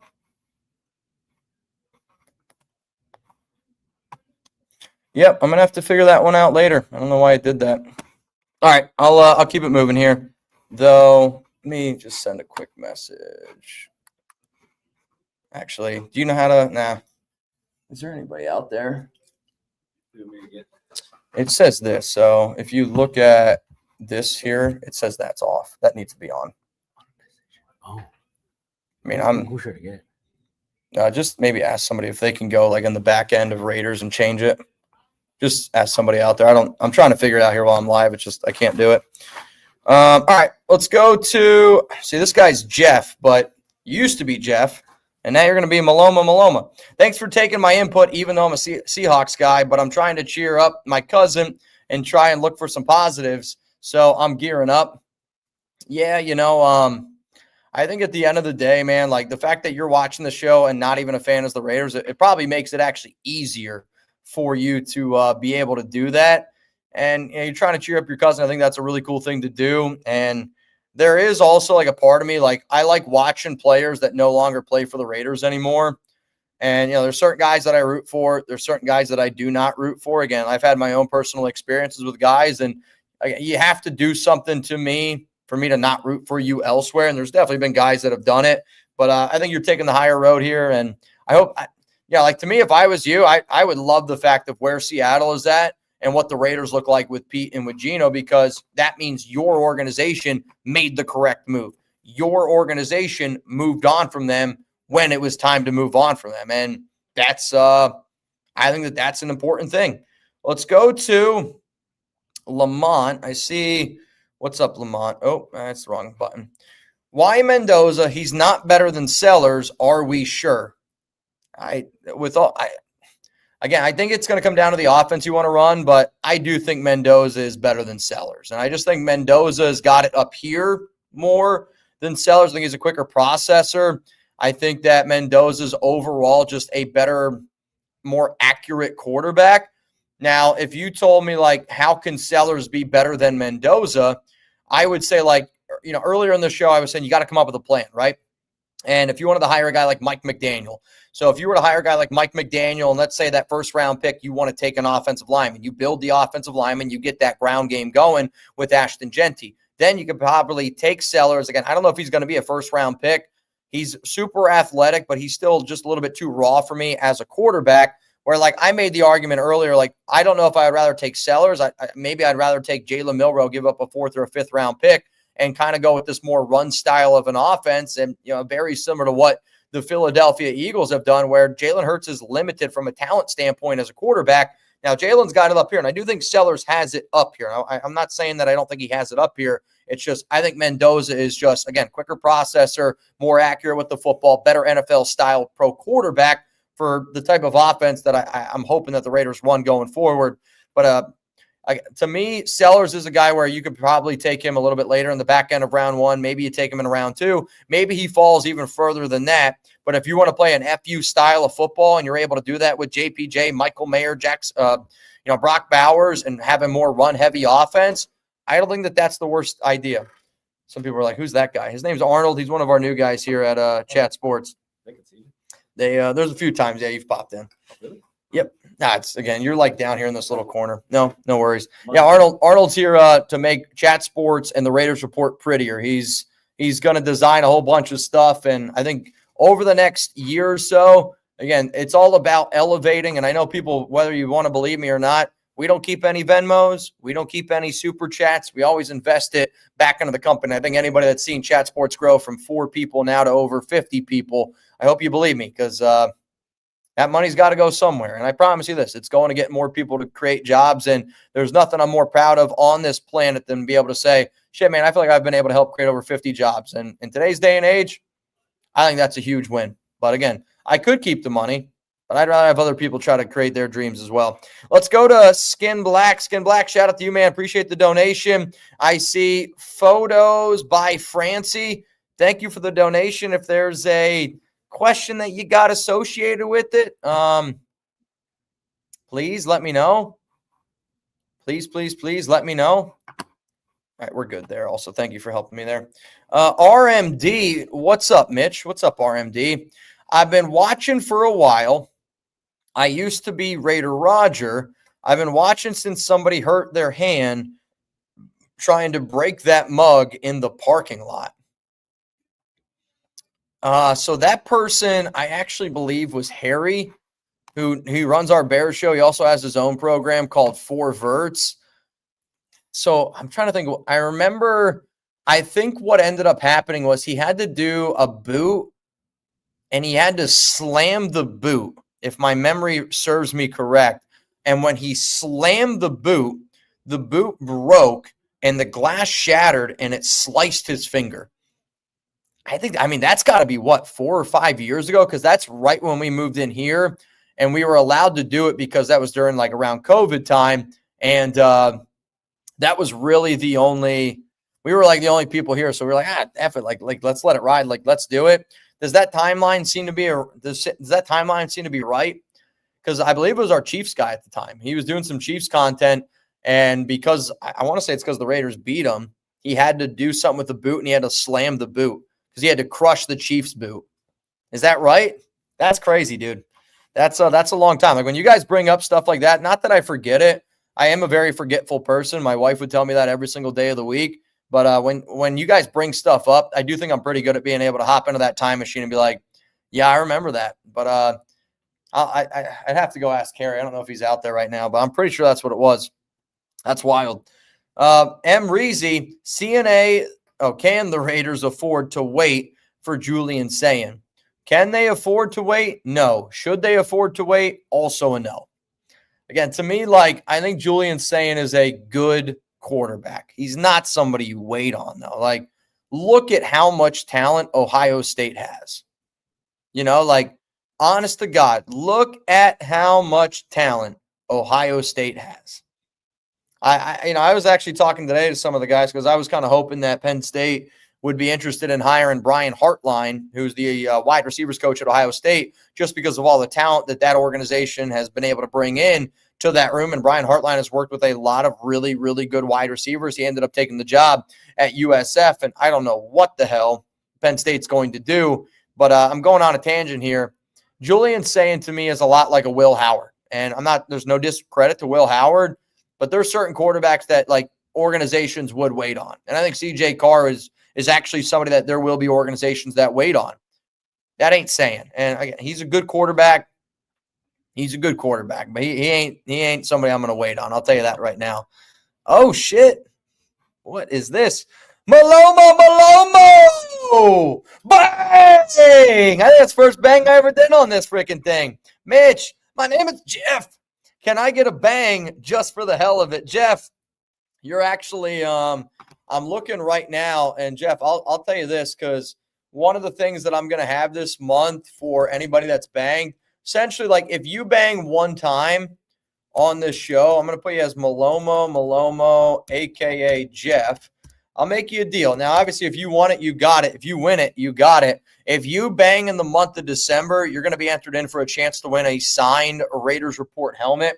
And it's a full-size Raiders helmet. It's got our Raiders Report logo on it. I actually have to – I don't have it. I see it over there. I don't have it with me yet. But it'll be signed by me. If you guys want it to be signed by Chugs, anybody else here a part of the Chat Sports team will do it. But essentially, like everybody, if you bang, everybody's going to get one ticket. We're going to do a duck race at the very, very end of the month, and we're going to let it ride.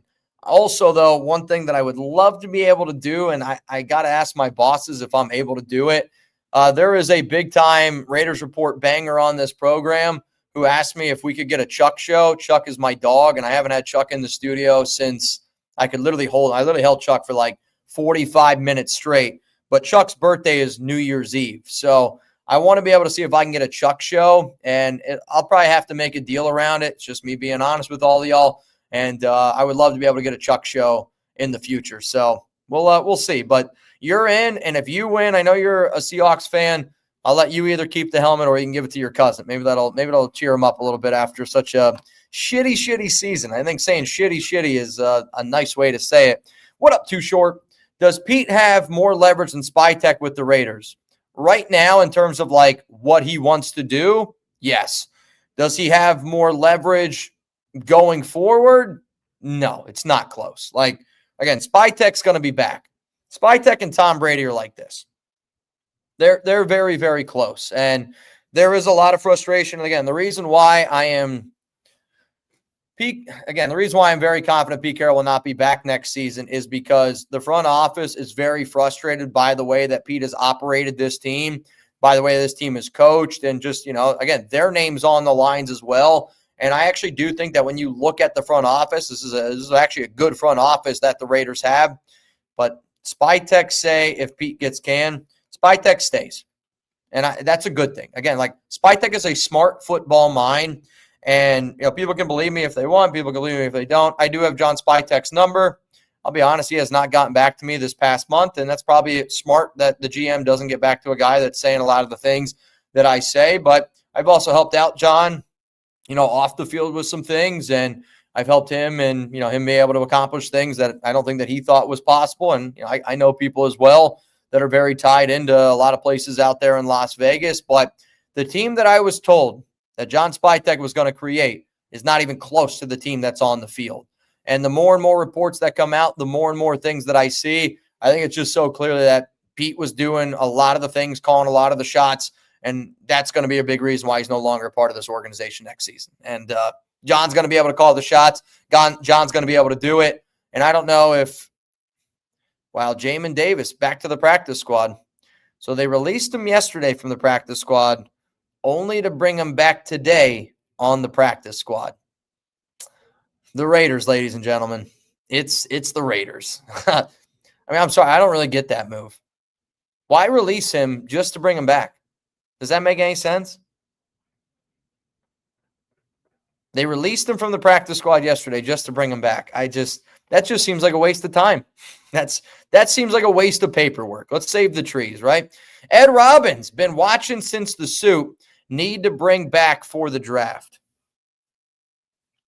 I mean, if you guys want, I can try to bring back the suit, but that's like, Ed, I'll make you a deal. If I bring back the suit, you got to wear something that you used to wear in high school. Is that a fair deal? Because it's probably the same thing, man. Like I'm telling you this right now, it does not fit. It is, it's tight. I'm not going to be able to move. But if you guys want me to bring the suit, I'll bring back the suit. Actually, you know what? I'm going to write something down. I'm going to write something down. Hang on. If I can find where my Slack is. If anybody wants me to bring back the suit, I got something for you. I'm going to write this down. All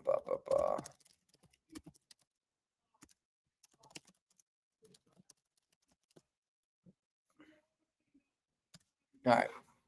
You'll have to find out what I wrote down on a later episode of the Raiders Report, since you watch all the time. Now, Ed, super cool to meet you this past year, man. Again, being out there in Tucson with my guy, Fabian Moreno. Fabian, hope you're doing well, man. Hopefully the family, the kids, all that, it's all good over there. But, again, like being able to shake hands with Ed Robbins, like there's at times where, again, it's humbling when people are like, oh, wow, like I've watched all your shows, I listen to all your programs, you know, they meet me in person, and I don't want to mean, I'm not saying, Ed, you were starstruck. That's not what I'm saying at all. But I think like there is like that level of excitement for when people meet me. A lot of times it's matched by me as well. And I think I do match that excitement to the best of my ability, especially when I can recognize you right away, you know, and like thinking about that trip out there in Tucson. And I don't know if Jeremy Cole's here in the building, but when I got to see Jeremy Cole again, like that's like, man, it's like it's a good guy to see. You know, Blue's here in the building. Like, again, Blue, I don't think I go above and beyond, but at this point, like Blue and I are friends. Like if I see Blue out in Vegas, I'm going to give her a hug, right? Like she's going to come up to me. She's going to give me a hug. Like I hang out with you guys more than I hang out with a lot of my friends and my family. So if you want me to bring back the silver suit, Ed, I wrote it down. I set a reminder. There's going to be a day this month where I bring back the suit. So get ready. It's going to be a tight show. I'll tell you that. My hands are not going to be, I'm not going to be able to lift up my hands. I'll guarantee you that. It literally, the perfect example of this, and my wife, who is a movie buff, and she always talks about, she's like seen all these movies. Not that she hasn't seen it, but she hasn't seen it in its entirety. The Christmas Story, the scene where, I can't think of the little kid's name, where he like falls down, or like the mom like wraps him up in like that red freaking sweater, and he's like, I can't put my arms down. That's going to be me when I wear that suit. Let's go to, former Steelers and Eagles cornerback Darius Slay got claimed today on waivers by the Buffalo Bills. Somebody go tell Smitty. Buffalo Bills claimed Darius Slay. Bro, that's what's up.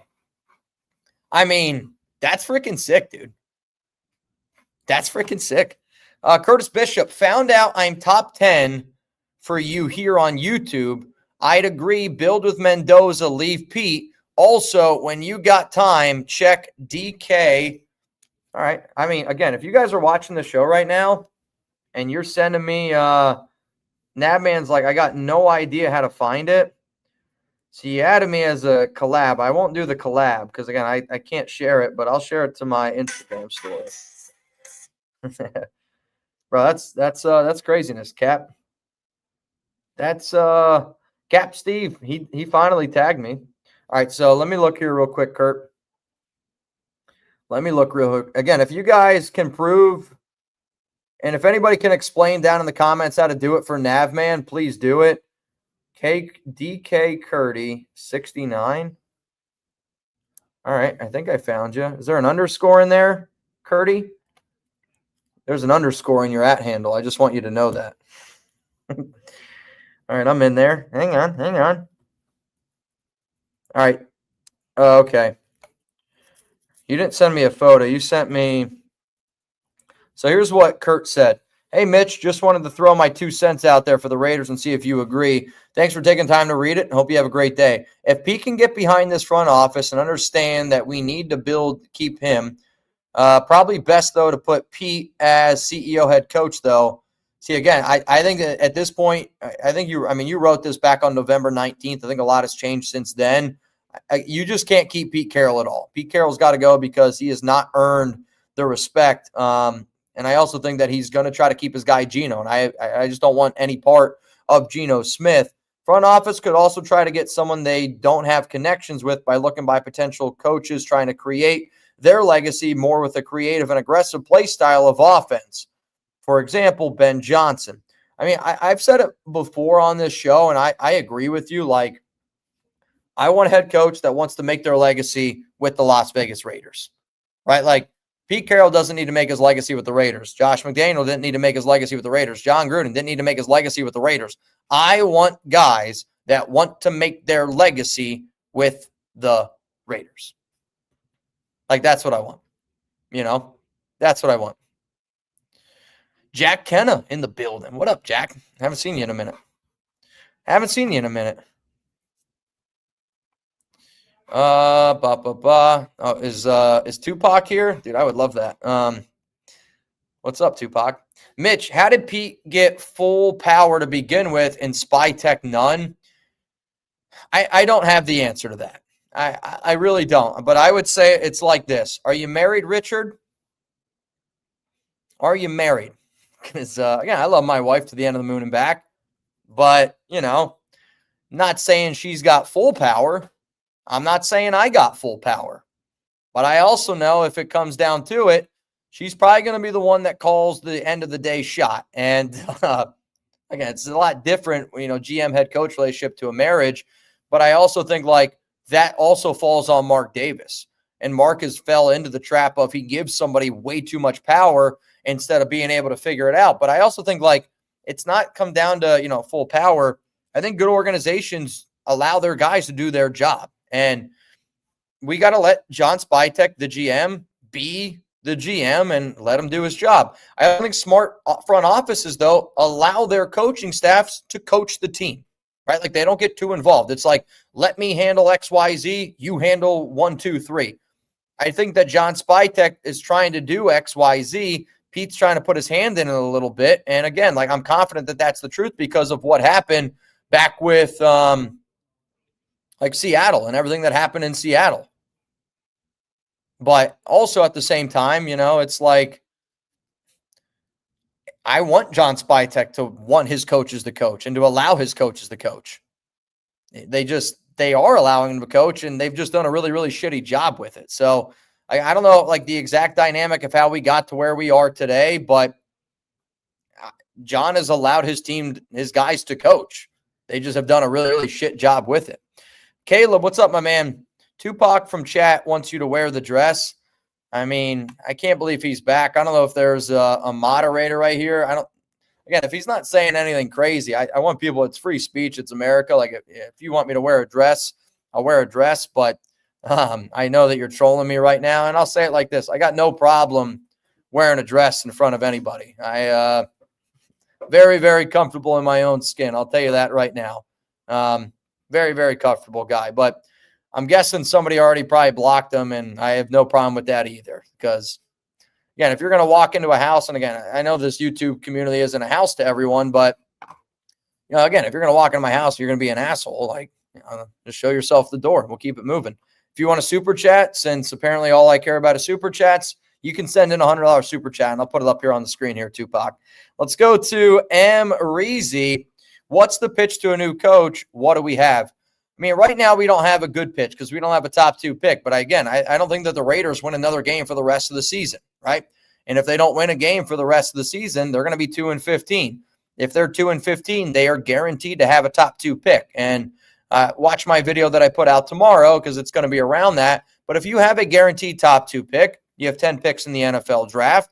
You also have a great young running back in Ashton Jeanty, a great defensive piece in Max Crosby, and the best tight end in the NFL in Brock Bowers. I also think that you have, at least a good left tackle in Colt Miller. You have a good center prospect in Jackson Powers-Johnson. And, I mean, we have other pieces on this team. Like, I still believe in this draft class. Like, I think we have good players that we drafted. It's just our coaches are just clearly shitty coaches. So, like, there are pieces to be able to build with. And then, again, 10 draft picks and $115 million in salary cap space. I would also say the Las Vegas Raiders are the only team in the NFL that are projected to have top 3 money in salary cap in 2026, in 2027, and in 2028. We're the only team in the NFL. Top 3. All 3 of those years. That's a selling point. There is a lot to work with. We're also in Las Vegas, a growing market. And to whoever that coach is, you get to work with Tom Brady, the greatest player in NFL history. The other reason why I'll sell it to a young guy, because if you're a young guy or a new coach and you can make it work and you can get it clicking, I'll also say it like this. Mark Davis doesn't have any kids. There's going to be a point where, we're looking, again, I know a lot of y'all want the team to move on from Mark, and the best news that I can give you is Mark doesn't have any kids, so at some point, Mark's going to sell the team, and at some point, we're going to be having a brand new owner. If you believe in yourself and you can go out and get your own quarterback, or you can build this team how you want it, you can build this team the way that you want it. You can. That's my sell. Whether you like it, whether you don't, it's up to you. But I'd also say, if I was Tom Brady, I wanted Mike Vrabel. I wanted Ben Johnson. They're both two coaches right now, number one in the AFC and the NFC. I want you, and I think we can be number one as well. What about that? Put me in the room. Put me in the room, Mark. Let me cook. Let me cook, Mark. Maloma says, sweet. All right, I'm glad you're on. You're in there. Suave, 621 videos. Disgusting. I really do wonder who has watched the most videos. I also already follow you, Suave, so I don't need to give you a follow. But, again, I would say a moderator like Rebel's got to be up there really high. Ron Raspberry's got to be up there really high. And then there's a lot of people who, are part of the Noti gang that, every time I see him, Rob Garcia, he's got a Georgia logo. Or not Rob Garcia, I'm tying. It's Jeff Garcia. He's got a Georgia logo. And then there's a Early Riser. He's always a part of the Noti gang. He's always got to be there. There's again, I recognize sometimes people by pictures, and now the fact that YouTube switched up the whole name thing, I don't recognize it as much anymore. But Eric Mitchell, how do I see how many videos I've watched? Can anybody see, or can anybody tell those guys how they look it up? Again, it's like a thing that you can go on YouTube. I think if you go on YouTube, it's kind of like Spotify puts out here's your top music for the month or for the year. It's kind of the exact same way. Dude, I love and I hate JT the Brick acts like the biggest tough guy on social media. He goes, my seats are in section 132. Please stop by. JT, nobody's afraid of you, dude. I'm not saying anyone's afraid of me either, but I'm not putting my section out there come see me. I hate fake tough guy stuff. Again, I'm not a tough guy. I'm not a tough guy. I'm not a tough guy. I don't think I'm a guy that a random person will want to fight with. I'll tell you that. But also at the same time, I'm not putting my section out there please stop by. He can't do anything to you, JT, and you know it. I know it. So don't act like a tough guy. It's lame. It's lame. What do we got here? Malo, I'll be sure to bang next month. My B-day is on the 16th. January 16th is your birthday? I actually think that's my wife's sister's birthday. I should probably know that. My mom's birthday is the 7th. Her twin birthday is also the 7th, in case you're wondering. I think that's my wife's sister's birthday, January 16th. You're saying January 16th? Alex is probably going to hate that I'm even asking this, but it's not. False alarm. It's not. I was going to say, I know it. It's not. It's the 9th. It's right around there, though. We got Tom Brady coach owner mode soon.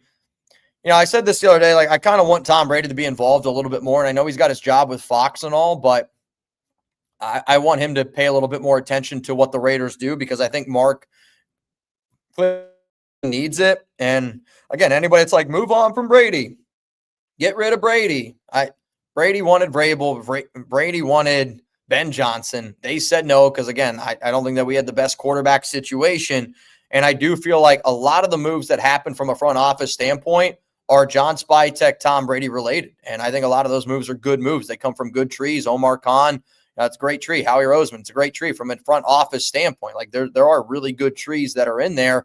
And I think because now Tom Brady's got to go do his other job where he's got to work at Fox, and I don't blame him. 11 years, $274 million. I'd love a contract like that. But, I think Brady does need to be a little bit more involved in the day-to-day. And whoever Mark listens to, I've seen rumors out there about certain people. Again, I'm not going to speak on anything that I am not confident about speaking on. It's just how I am. It's why I won't talk politics on this show, right? But I hope Brady is involved a little bit more, no doubt about it. I really do. Let's go to the next one coming in here from Caleb Tarr. What up, Caleb? At Caleb. All right, hang on, Caleb. Hang on. If you guys want me to see your IG, just put it for me in a chat down there below. You gotta go to U tab. So if you go to, how do you do it? Go to the U tab. So if you go on YouTube, you go to U tab, and then it says your 2025 recap is here. So if you don't know what your U tab is, go to your YouTube channel. It's in the bottom right-hand side of your screen. It's your profile picture. It literally says you. You click that tab, and then it's going to show like your name, like your profile essentially on YouTube. And then it literally says your 2025 recap is here. You click on that, and it gives you your recap. You got to make sure your app's updated. You got to make sure your app's updated. Hopefully you guys heard that. Thank you. I was going to say, I don't know how to do it, but I don't think it would show up for me the way it would show up for y'all because I just have the Raiders report. All right, Caleb. No, sorry, Caleb. I typed in the wrong thing. Caleb Castile. Caleb, do you also have an underscore? I think you guys need to learn what an underscore is. I think you need to learn what an underscore is. All right, Caleb. See? Caleb, 527 videos. Bro, that's insanity. See, Caleb, again, you've been following me for a long time, and I know you're a viewer, and your picture on IG is kind of similar to your picture. Oh, wait. Is that you and your wife and your baby girl? Your one photo from November 5th? That's a cute photo. Ever since hanging out with my best buddy Joe and his wife Steph over the Thanksgiving week, again, I'm a sucker for love. I'm a man that loves love. But kids, are you a guitarist, bro? You look like you're a country guy. If you ever play here in Texas, you better invite me. I'm pulling up, bro. That's sick. I'm telling you this right now. You better invite me, or else I'm coming for you. No, you better invite me. All right, let's go to my guy Husker. I just want to see us build through the lines. I agree, man. Sometimes it's not rocket science, but I think building through your offensive line and your defensive line is like putting wheels on a car. You can have a nice car, but if you don't got wheels on, it's probably not going to go very fast. And again, I'm a man that believes in the trenches. I know people got mad at me this past year when I was like, I wouldn't draft Ashton Jeanty at number 6 overall. I would go Armin Membu. And again, it's not because I don't think Ashton Jeanty is a talented player. He's clearly a talented player. It's just you're trying to build things the reverse way, right? Like, I hope that people don't get mad at this analogy because I've given this analogy before. And, shout out to my guy Rundown. Rundown's one of the best in the biz here as a content creator. If you guys don't know him, look him up on YouTube. His name's Rundown. He's a really good guy. But I said this analogy on his show, and I did not know that it's kind of what happened to him. Again, Rundown, it's all love, my guy. And I was like, it's kind of like having a baby and then getting married. I think like drafting a running back like Jeanty before having a good offensive line is like, let's get pregnant and then we'll get married. In my mind, I'd rather get married first and then have a baby. I don't know if that's a great analogy. Some people might get mad at me for that. It's just what comes to my mind. I'm always going to be real and Rundown. If that upset you, again, I hope that you can message me and I will apologize to you face to face. But I say that because Rundown, I hope you'd say the exact same thing to me, man. Again, that's my guy. That's my guy. Let's go to the next one from Jeff. Mitch, not to get off track, but I give you another bang next time. What do I win? Nice. Whatever it is. Again, man, to me, I think people that bang on this show, it's more of a tip your bartender type of thing. On game days, we do different deals. We do different style of deals all the time. Like a bang today could be different than a bang tomorrow. Like tomorrow on Thursday Night Football, you got a shot to win something if you bang tomorrow. I'm not drinking tomorrow. I know people love my Thursday night shows where I drink a bunch of beers. I just can't do it right now. And it's, I love being able to get wet and wild with all of y'all. If you guys want to drink some beers tomorrow instead, shit, man, get ready. Pull up here Thursday Night Football. We love to be able to have a good time. But it's always different. And that's just me being honest. To me, if people want to get mad at me for giving deals, for giving a menu, I would say you probably hate walking into a restaurant as well. You probably hate walking into a bar. And we've always done it. It's been a way that we've been able to grow this show, grow this channel. And, I think people expect it at this point, and people expect to have a good time. So you don't always get anything, but I'll say this. If you got Venmo, the best thing that I could offer you is if you bang on Venmo, I am at Mitchell Renz 365. I will give your cousin a Raiders Report hat. And I don't know if we have Seahawks Today hats yet. And I know you're a Seahawks fan, but if you also want a Raiders Report hat, this is the hat that I have on. If you bang on Venmo at Mitchell Renz 365, I'll send you at least 2 Raiders Report hats. Or if you're like Mitch, I don't want a Raiders Report hat, I'll send you a Chat Sports hat. I'll sign the one, that way your cousin can get one. Is that a good deal? I mean, that's probably the best I can do right now. Let's go to M. Reezy. How many just win babies on us drafting a quarterback in the first? See, this is an old school question. And there's at times where I wish I could go back to the just win babies, but I feel like the just win babies are only fun like when your team's kind of in the mix and like your team's like winning some football games. If you guys want me to go back to some of the more of the just win baby shows, I can do it.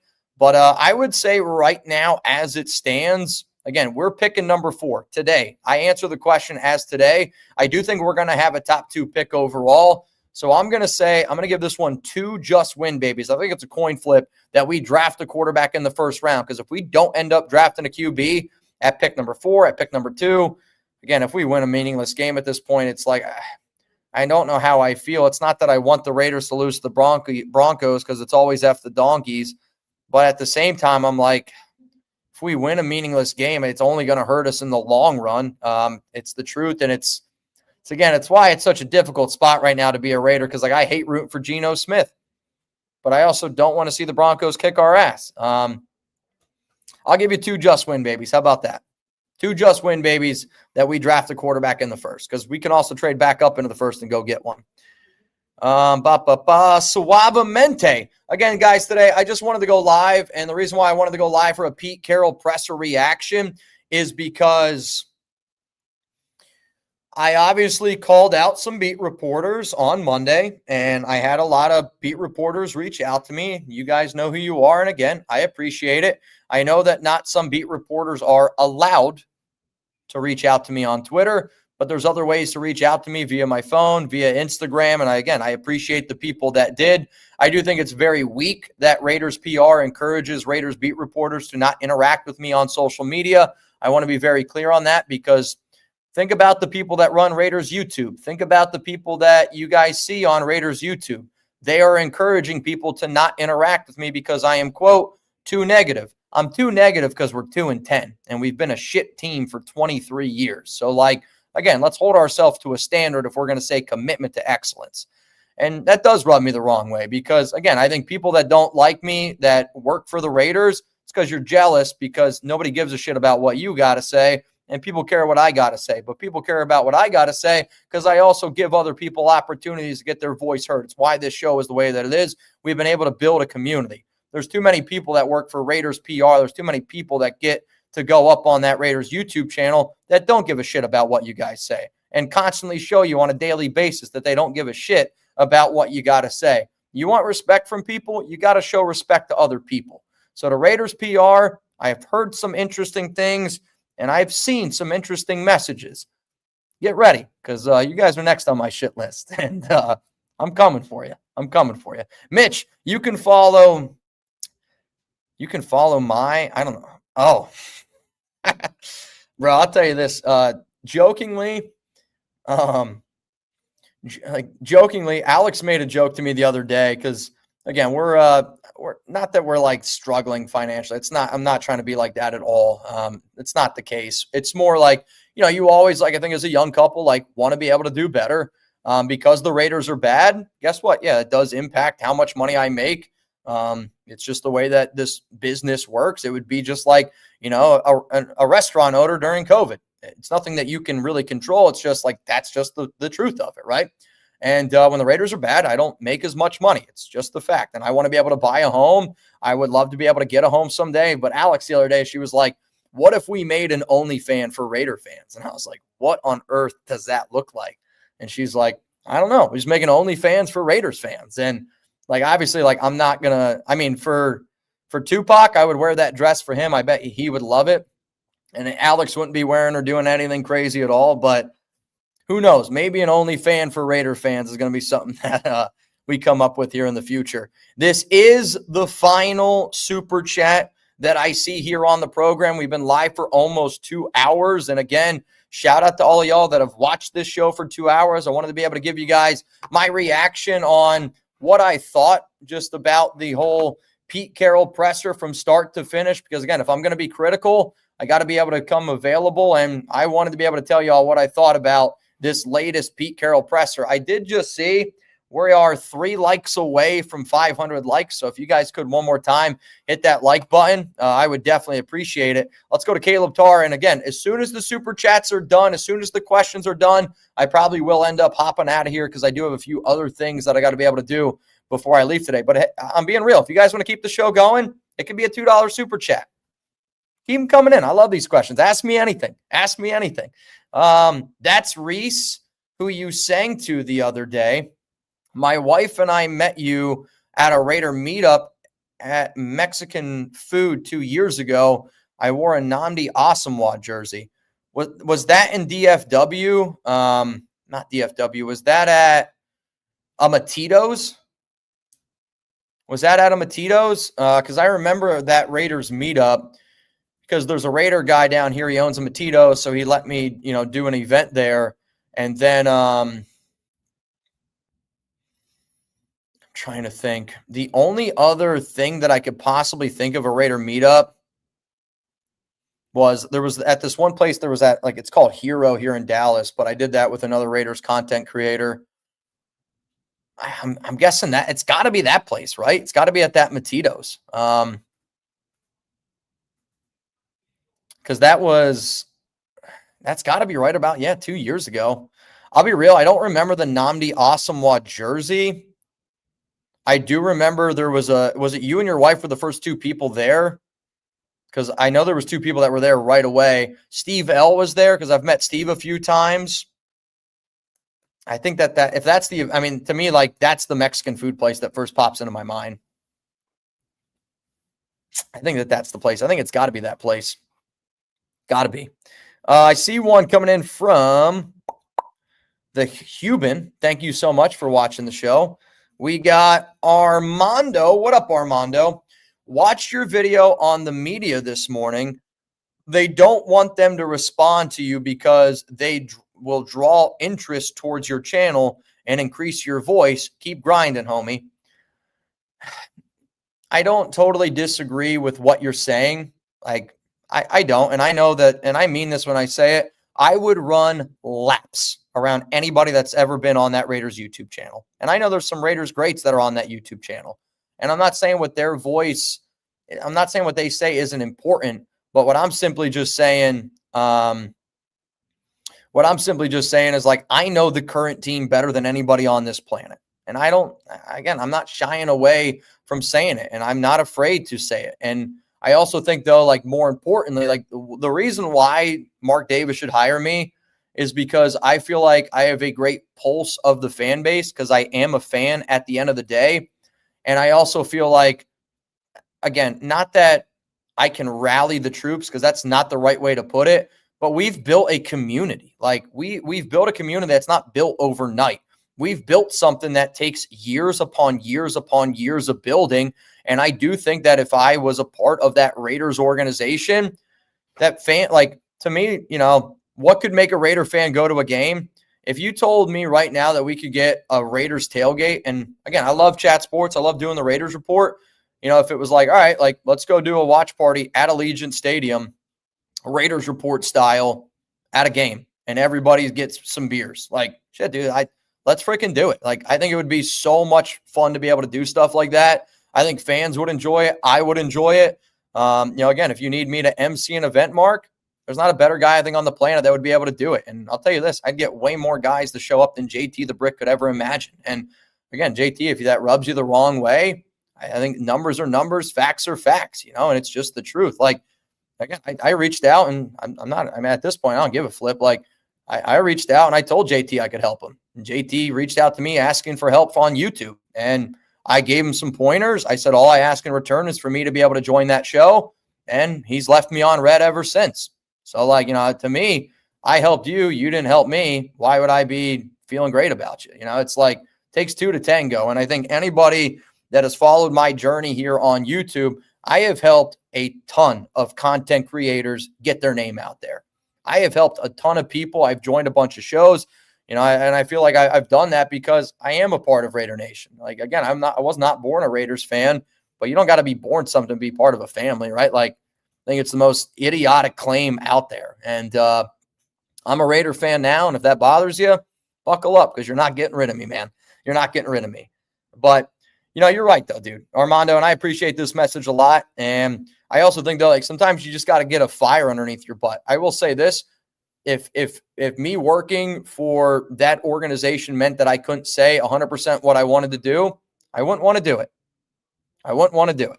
Because, again, to me, being able to say whatever you want to do is the number one thing that I love about my job right now. Mallow, Mitch, sorry, I didn't mean to see what I could win. You're right. I send donations all the time for Seahawks support. So my bad. Nope, there's no sorries needed. There's no my bads needed. None of that's needed. Again, I didn't mean it even, like that. Sometimes I just say things on this show as again, not that I'm not thinking. It's just I'm a straight shooter, right? Like when people watch this show, sometimes people get mad at me for things that I say. And, I've gotten in arguments with Nabman. I've gotten into arguments with Scheffler. I've gotten into arguments with Wild One. I've gotten into arguments probably with Raider Ron, David Zahn. But again, like you guys are my friends and my family. If you're not going to have an argument once or twice with your friends or family, then you're not having any difficult conversations. And in a 2-10 season and a 4-13 season and a Josh McDaniels season, we're going to have difficult conversations. You know what I mean? But it's because you care. It's because I care. And again, the number one, you don't have to apologize for something like that. You never, ever, ever got to apologize for something like that. What's up, Sean? Okay, I got a scenario you haven't heard yet. Can I ask a favor? Could you get me some water? Yeah, if you could. Sorry. I'm getting cotton mouth, and I don't want to just leave y'all hanging. I got a scenario you haven't heard yet. So we bring back Gruden, then get Carr to come out of retirement. Boom, playoff bound. What's sad is I would sign up for John Gruden and Derek Carr in a heartbeat over another year of Geno Smith and Pete Carroll. It wouldn't even be a thought. Like if you told me right now, Gruden and Carr or Pete and Geno, where do I sign the dotted line? And again, it's not that I have an utmost respect for DC. There's never been another quarterback. There's never been another player in the NFL that has helped my career grow more than Derek Carr. And there's a reason why Derek Carr doesn't block me on social media. I get it. The entire other Carr family does. And I don't blame them because they probably don't like how critical I've been in my career of their brother. And again, like I don't blame them. But I do think Derek respects what I do and appreciates what I do for Raider Nation. And I think anybody that's been a part of this organization as long as, a lot of guys have, like, there's a reason why Colt Miller follows me. And there's a reason why Colt Miller was a part of my charity event that I did last year. There's a reason why Max Crosby follows me. And there's a reason why I talk to Max. Like, again, they might not like everything that I say. I guarantee they don't like everything that I say. But those are also two players that are very confident in their own skin with that organization that I do think at the end of the day respect what we bring to the table here because we bring it every single day. And it's not easy to bring it every single day. But we bring it every single day, guaranteed. But sign me up for Derek Carr and John Gruden, Sean. I'd take that in a heartbeat. But I do not want John Gruden as our head coach. Again, I think it's crazy to want John Gruden as head coach. And if you don't know why, then you're new to the show. And my name is Mitchell Renz, and you're watching the Raiders Report. Let's go to Caleb. Yeah, if you met Alex, that's definitely what I'm talking about. Okay, I remember them. Yeah, you guys were definitely the very, very first ones there. Yep, I remember y'all. Again, and sometimes I feel bad that I don't always remember faces as much as I should. I don't always remember names, and it's always on me. But I feel like if I meet you like 2 or 3 times, I can lock it in pretty good. Like, in all honesty, I think I would recognize probably 400 to 500 Raiders fans if they were standing in front of me. It's not a lot compared to how many people watch this show, but also I remember now. I got you. Yeah, that place was called Matitos. That was a good time. So, I mean, again, I love Tex-Mex. Alex, she like acts like she doesn't like Tex-Mex because I think she's Mexican, so she's like very prideful, but Tex-Mex. The Human, shit, I'm old. Where do I stand with views? That's a you thing. You got to figure that out. So here's what you do. Let me see if I can show y'all how to do it. Yeah, see, it's not going to show up on my end because I make content. I think you gotta be premium. Oh, you might have to be premium. Try to go on the other ones. Here, let me see if I can do it on my own. Oh, do you have premium? No. Yeah, you might have to have YouTube Premium or like YouTube TV. Interesting. Sometimes you can type in YouTube/recap. Also, our guy Arnold over here said you might be able to type in YouTube recap to see if you can find it. But I think it might be premium only. Sorry. Also, if you don't want to stay in here anymore, you don't have to. You've been in here for 2 hours, dude. Yeah, you're good. Shout out to Arnold for hanging out. 93 Nav versus Pete, then Mitch versus Geno, main event. Again, like Nav's 54, Pete's 74. So I don't think that's a fair fight. Honestly, I think Nav would kick the shit out of Geno. I've met Nav. Like, again, to me, there's the times where I get it, like you get up there in age, but again, growing up, my dad used to always tell me, like, you're not always the fastest kid. I was the fastest kid in my elementary school, and that was about it. And then you're not always the strongest kid, but my dad used to always tell me, like, there's two people, Mitch, you do not fight. And it was farmers and wrestlers.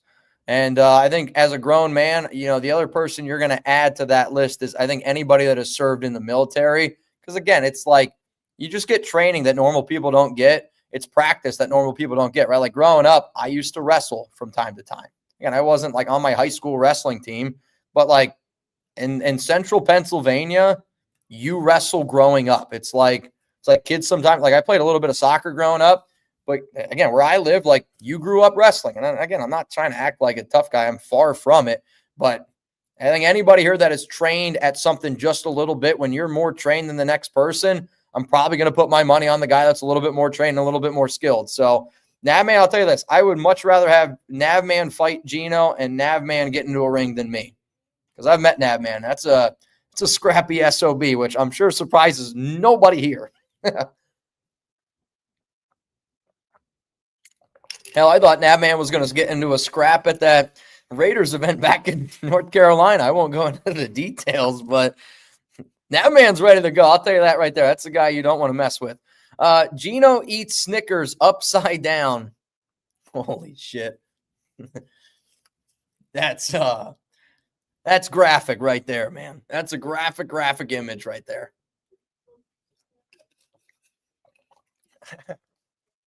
I feel like that's worse than corn. I've heard that expression before. Is it king size? It's probably a king size Snickers. You get a little bite in there, get a little bit of nut or two. That's the good stuff. Wild. Dylan, 462 videos watched, don't have an Insta, so Scouts honor. Again, Dylan, I mean, again, like there's just certain people through the years of this show that I've seen that I've Caleb says doesn't have to be premium. All right, I got no guesses then. I don't know. Sorry. I don't, again, I know I work on YouTube, but I don't know all the ins and outs sometimes of like what you guys see as much as like what I see. It's just a little bit different. But again, Dylan, like you're somebody that I know you're like, if you got rid of your name and all you had was that picture with that fish, I'd be like, that's Dylan Erickson. Like, again, it's why like I when I first started doing this show, I used to always say, get a picture, get a picture, get a picture. And it's because of all the flipping times, right? Like all the flipping time. It'd be like, I just want to know who you guys are. You guys see me, like when I'm out in Vegas or, there's even times here occasionally it happens. It's more like when I'm out West Coast, especially in Vegas. Like when I go out to Vegas, I'll probably meet, like if it's a Raiders game day weekend, I'll probably meet, 400, 500 people that are, at least know who I am. And when I have that, like you guys feel like you know me very, very well. And I'm like, I don't know who you are. And then you're like, oh, XYZ. And I'm like, oh shit, like I'm Jeremy Cole. Like when Jeremy Cole came up to me again, Jeremy Cole's not a tiny guy. He's a big white dude, and you know, he looks like he works in the he was in the military. You know, and that guy comes up to you and he's like, hey man, what's going on? I watch your show. And I'm like, all right, I don't know who you are. I'm Jeremy Cole. It's instantly like, all right, this guy's not going to try to throw me in his car and lock me away for good, because I'm not really a big guy. I'm 5'10", 180 pounds. So it's the truth. Again, Jeremy, again, you know, it's all love, Jeremy. Again, I feel like there's just times where, again, it's the excitement. And I love when people are excited to meet me, because I'm equally as excited to meet y'all, which you can believe me with that or not. Yeah, blue's this big, you know, blue's about that big. So yeah, she's tiny. She's tiny. That's funny. I've also been seeing a lot of these like top channels. There's top channels things everywhere. It's really cool. Again, I want to share more, but all right, guys. I don't see any more questions here. I greatly appreciate each and every one of y'all that tuned in. And honestly, man, like I have a lot of fun doing these style of shows. I want to be able to try to do these almost every Wednesday. And if you guys are down, I will do a show like this every single Wednesday after a Pete Carroll, probably a Geno Smith, and insert another player's name in their presser. You guys down with that? Is that cool? Y for yes, N for no. Y for yes, N for no. Roman, Geno sucking all the chocolate off that Snickers. Bro, that's an insane comment. Do you guys see? Oh, wait, we got another one. Again, as long as supers keep coming, I am going to stay here. Where is that comment? That's a crazy. I was trying to put it up here on screen. Oh, wait, I just saw it. David Zahn in the building. What up, Mr. Zahn? Let's do, if you want a online shout out, spam me down below. We got Beetle. I was in an infantryman in the Army. I'll take Geno for a few rounds. I don't doubt it. Again, like it's a different level of training, right? Like it'd be like me telling you, Beetle, right now, I need you to go live on YouTube and I need you to talk for 2 hours and 7 minutes. If you've never done it before, you're probably not going to be able to do it very well. You know, it's just, it's how it goes. Good Lord, the Gruden stands. Oh, I know, man. It's tough. These are fire. The press conference one's hit. I know. They're fun. We got Pon. We got Taino. We got Jose. Oh, wait. Yeah, it's Espinoza, right? Like, I know it's Espinoza, but I hate the fact that I got to look at the name like that. Not that you got to change it. Do it, please, from Blue Richards. Blue, relax. Mitch, everyone, shout out to all y'all. Love it, love it, love it. All right, I did see we got another super. Let me go to that. Armando, you have any events happening in Texas this season? I'll try and roll up for sure. Was flying my dad out for the Texans game and canceled. Just sad. Very sad. I mean, I was going to go out to Las Vegas for, you know, just the Raiders Cowboys game. But again, I decided to spend my money on being able to go see my family during the holidays. And then same thing, Chugs and I, we were going to go down to Houston together for Raiders, Texans, and kind of do like a whole meetup down there. But I was like, if I can go see my family instead of doing anything Raiders related, and I'm not meaning that as like, you know, I'm going to pick I just haven't been home for like 3 years for the holidays. And with these past 2 Raiders seasons, I was like, you know what? No, man, I'm going home for a few days. I'm going to go see my mom and go see the whole fam. And that's what I'm going to do. But if I will do something this off season. Like I will try to do something this off season down here. And I know it's not easy for everyone to get out here, but I probably will also do some sort of a Raiders meetup. It's probably going to be, again, whenever the Raiders Gala is in May, because I will be at the Raiders Gala this year with my one buddy who goes every year. Very important guy in Vegas. And I'll probably try to just do some sort of a meetup maybe out in Vegas. But I'll also say this. If you guys are ever in Dallas, and I don't know if there's anybody here watching this show right now, but there have been times, and I bet you there's been 10 to 20 times that somebody's in Dallas and they're like, yo, are you free? Let's go grab beers, right? Like, let's go grab some food. Like, I'm going to pay for, you know, some food and some drinks. You guys pay for enough stuff on here. But like, I mean, if you guys are in Dallas, like if you're ever in this area, dude, hit me up. Let me know. You just got to, I think the best way to do it, in all honesty, is you send in a super chat. I see it up here on screen. You tell me I'm going to be in town from this day to this day. We figure out a day to be able to link up. And if my schedule can work around it, and if my wife says yes, I will probably be there. And I've had dinner and drinks with a bunch of Raiders fans here down in Dallas. I like doing it. Believe it or not, I like food. I like drinks. Might surprise you. Sanchez, tank for Mendoza, send Eugene to the XFL. Yeah, I mean, the unfortunate part is, Geno Smith's going to go to another NFL team next season. If he's better, he's better. If he's not, he's not. He's not going to get an opportunity to start. He'll be a backup somewhere. Again, the Raiders could pay Eugene $18 million to be somewhere else, or they could pay him $8 million to be on the team. And at this point, I think it's going to be $18 million to go somewhere else. And the fact that guy gets more money from this organization makes me sick. But it's also why, again, if the Raiders were smart when he flipped off the Birds, there were bylaws in there that it could have settled for conduct detrimental to the team. And I'm not saying he would have lost all his money, but he would have lost some paychecks. And even if Geno Smith would have lost a game check, I would have loved it. Oh, God, I would have loved it. But the other good part is I don't really think the Raiders got a tank. They're not going to win a game this. They are so bad. They have lost 7 games this year by double-digit points, 5 games this season by 17-plus points. We're talking FCS to FBS type of bad. We're the worst team in the Big Ten. You know what I mean? When you talk about the Ohio State Buckeyes and the worst team in the Big Ten, the level of talent discrepancy it's massive. And that's kind of where the Raiders are right now in the NFL. So, again, you don't got a tank because you're not beating Denver. You're not beating the Eagles. You're not beating Houston. You're not beating the Giants. The Giants game is going to be an interesting game, but the Giants are a much better team. And you're not beating the Kansas City Chiefs. You're not going to do it. I'm telling you right now, you're not going to do it. Not going to do it. All right, y'all.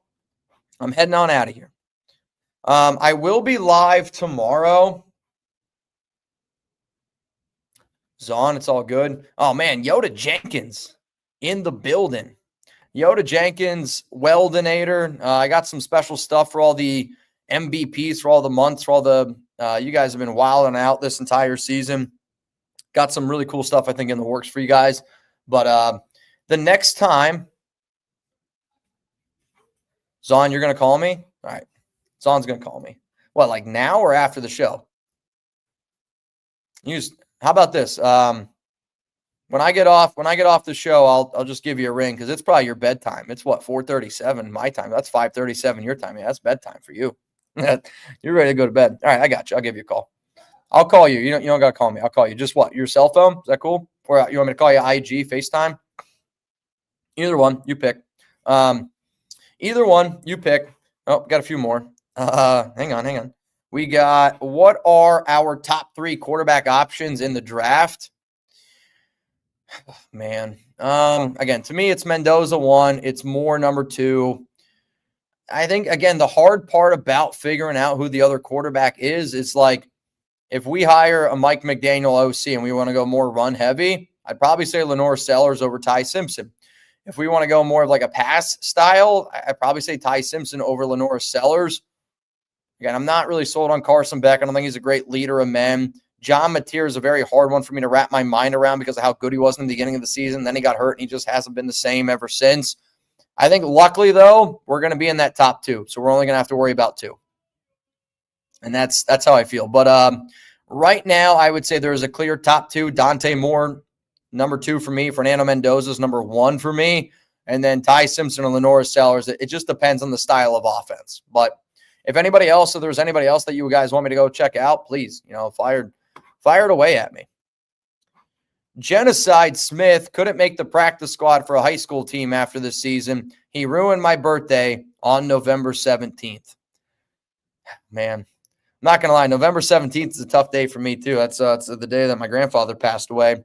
But I'll tell you this. It's a day that I always remember. It's a day that I try to celebrate.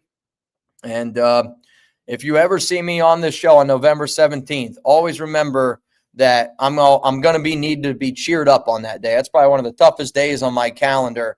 But I know this, man. My grandfather would love for us to be able to keep celebrating his memory because that's the hardest working guy I've ever met. But you're not wrong, dude. Again, to me, it's not from a talent standpoint. Obviously, Geno Smith could make a high school team. But to me, the quarterback of your roster needs to be a leader. And I don't know how anybody could look at Geno Smith this season and be like, that's a guy I want leading my team. Again, I wouldn't trust him to lead a line at recess. I wouldn't. I wouldn't do it.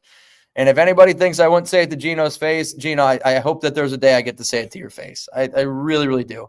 And then I honestly hope that he pops me right in the chin and I get to sue him for all the money he's got. Amazing. Hope he pops me right in the chin. Mark Andrews has just agreed to a 3-year, $39.3 million extension that includes $26 million guaranteed. I'm kind of surprised by that, in all honesty. It's an interesting extension, I'll say you that. Interesting extension. All right, and we're going to try this one more time. I'm going to hop on out of here, okay? I will see you guys tomorrow live here on the Raiders Report. I go live at 7 p.m. Eastern. It's probably going to be closer to like 6:15 p.m. Eastern time just because we'll go live 1 hour before Thursday Night Football. Dude, it's a great game, though. Great game. Cowboys, Lions. Phenomenal Thursday night game. Again, I'm not going to be drinking at all tomorrow, so if there's anybody out there that's like, hey, Mitch, I would love to drink a beer. I'll tell you this right now. If you'd love to drink a beer, send in a super chat tomorrow, $1, $2, whatever it is. Give me your Instagram handle, and if somebody bangs, if you send in a $2 super chat and your Instagram's handle there, I'm going to FaceTime you, and if you want to chug some beers tomorrow, you guys can chug some beers tomorrow. But I still got to be able to figure out what Bayou Raider and what Jerry Danley. Jerry's almost impossible to get in contact with because that guy doesn't know technology at all. But I at least been texting with Bayou. We're going to come up with some fun deals tomorrow. It's going to be a great game. It's going to be a good time. Appreciate each and every one of y'all. And again, I want to be able to do more of these Wednesday shows. And the reason why I went live, to give you my reaction to Pete Carroll presser. And every single Wednesday, I plan on doing shows like this to give you my 2 cents on a Pete Carroll presser because we're 2 hours and 17 minutes in. We have still 500 people watching, which tells me it's content that you want. It's content that I like to make. And it's content that I appreciate being able to make. So I want to be able to do this real quick. Hide that. Again, appreciate y'all. Love all of y'all. I'll see you guys tomorrow. It's going to be a fun Thursday Night Football show here on the Raiders Report.